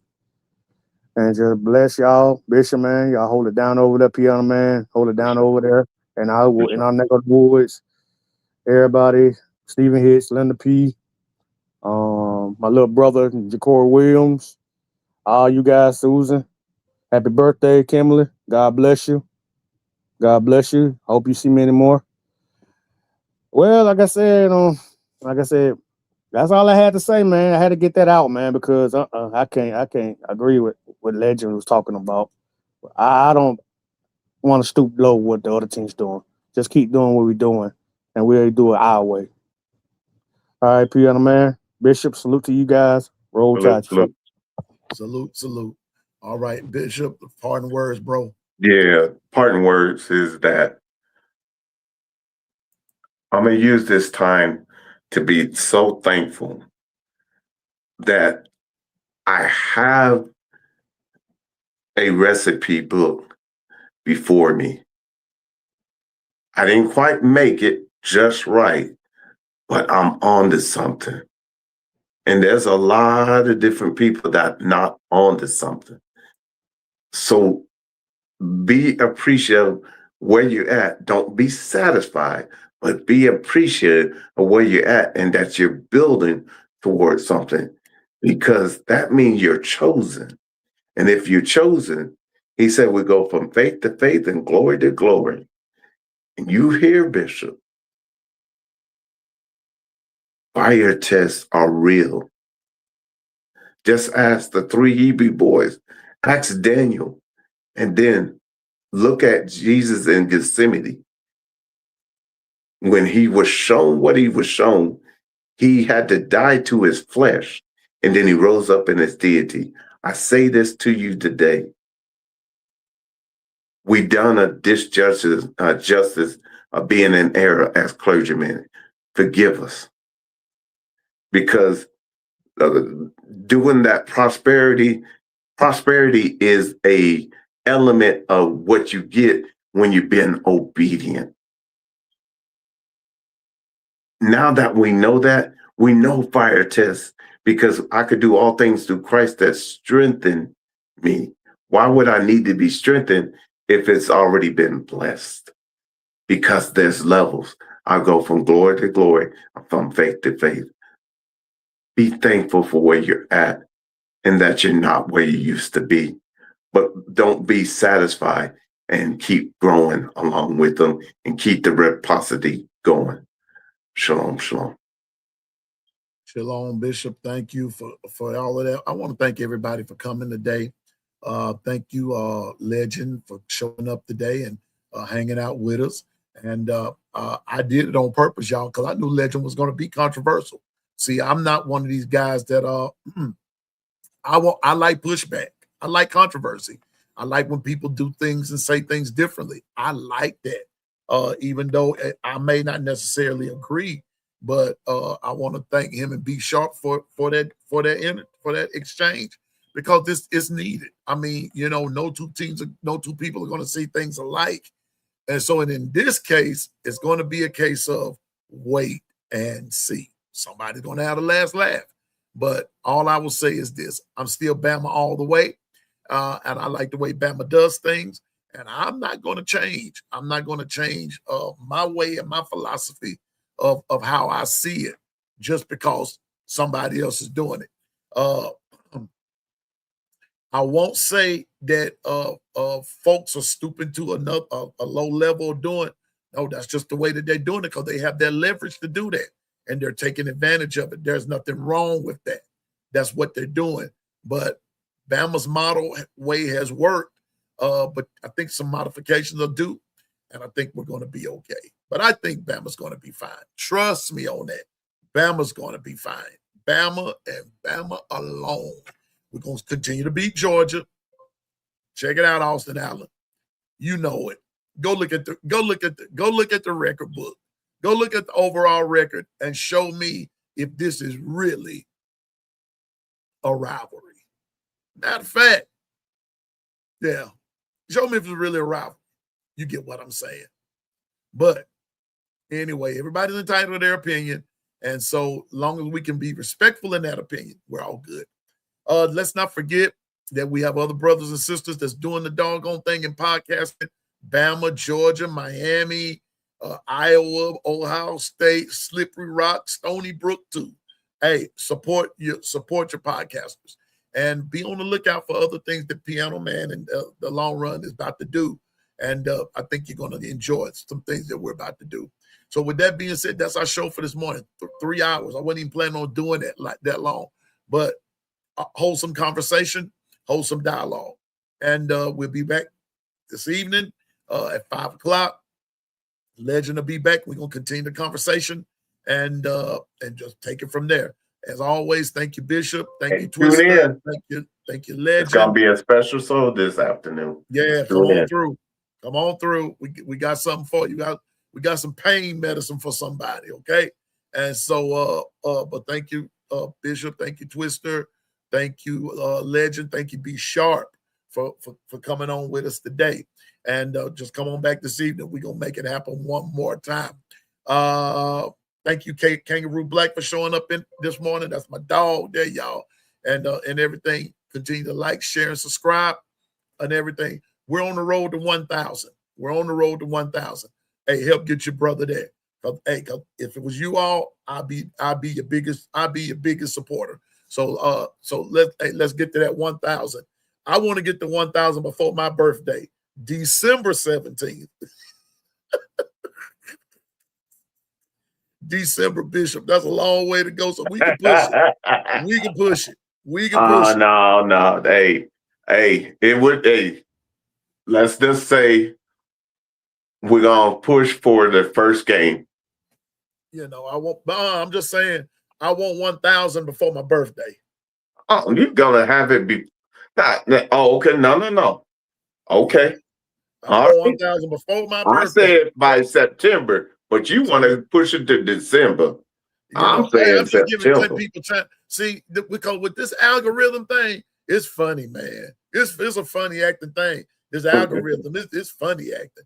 You know, so that's why I'm giving it to December, before my birthday in December. See, because the algorithm is funny. Some folks support you one day, you say one wrong thing, and then they pull their membership. I've seen it happen. I'm serious. I've seen it happen. So from now to December, what's today? The 9th of said year, 9th of June, December 17th. Let's see if we can't get us up to 1,000. And I'm gonna do my part. All right. I hear you. But I'm speaking it into existence because I know how I walk. By September 5th, let's have it done. One love. September 5th. Okay. All right. Okay. I'm still going to say December 17th. Because I'm looking at something. It might be September 5th because, Bishop, we got something on the horizon. So I see what you're saying. I forgot about that part. Brother. I forgot about that. One love. Hey, I love you, bro. So with that, love you too. Wait a minute. Oh, okay. I thought something happened here. But anyway, with that being said, hey, see you at 5 o'clock. And just remember, stay focused, drive, and go forward in the name of the Lord Jesus Christ. And remember, you can do all things through Christ that gives you strength. And trust in the Lord with all your heart. Lean not into your own understanding. In all your ways, acknowledge him. He will direct your path. And but seek him while he may be found, and call on him while he's yet near, and he'll hearken unto you. And just remember, once you see your path, he'll show you your plan, you'll understand your purpose. I think you're gonna like what you see. With that being said, hey, kitchen big enough for everybody cooking. Go do your good cooking. All right. Hey, I don't know everything. I just know what I'm talking about. All right. So anyway, with that being said, we'll see you at 5 o'clock. And so the kitchen is closed. The Gumbo Chefs have gone. The Discord is open, and Christian Miller and the Miller's Edge is on. Let's go do the doggone thing. I'll see you in a little bit. Y'all have a beautiful day, and I'll see you at 5 on our Talk Back Tuesday. Roll Tide, everybody.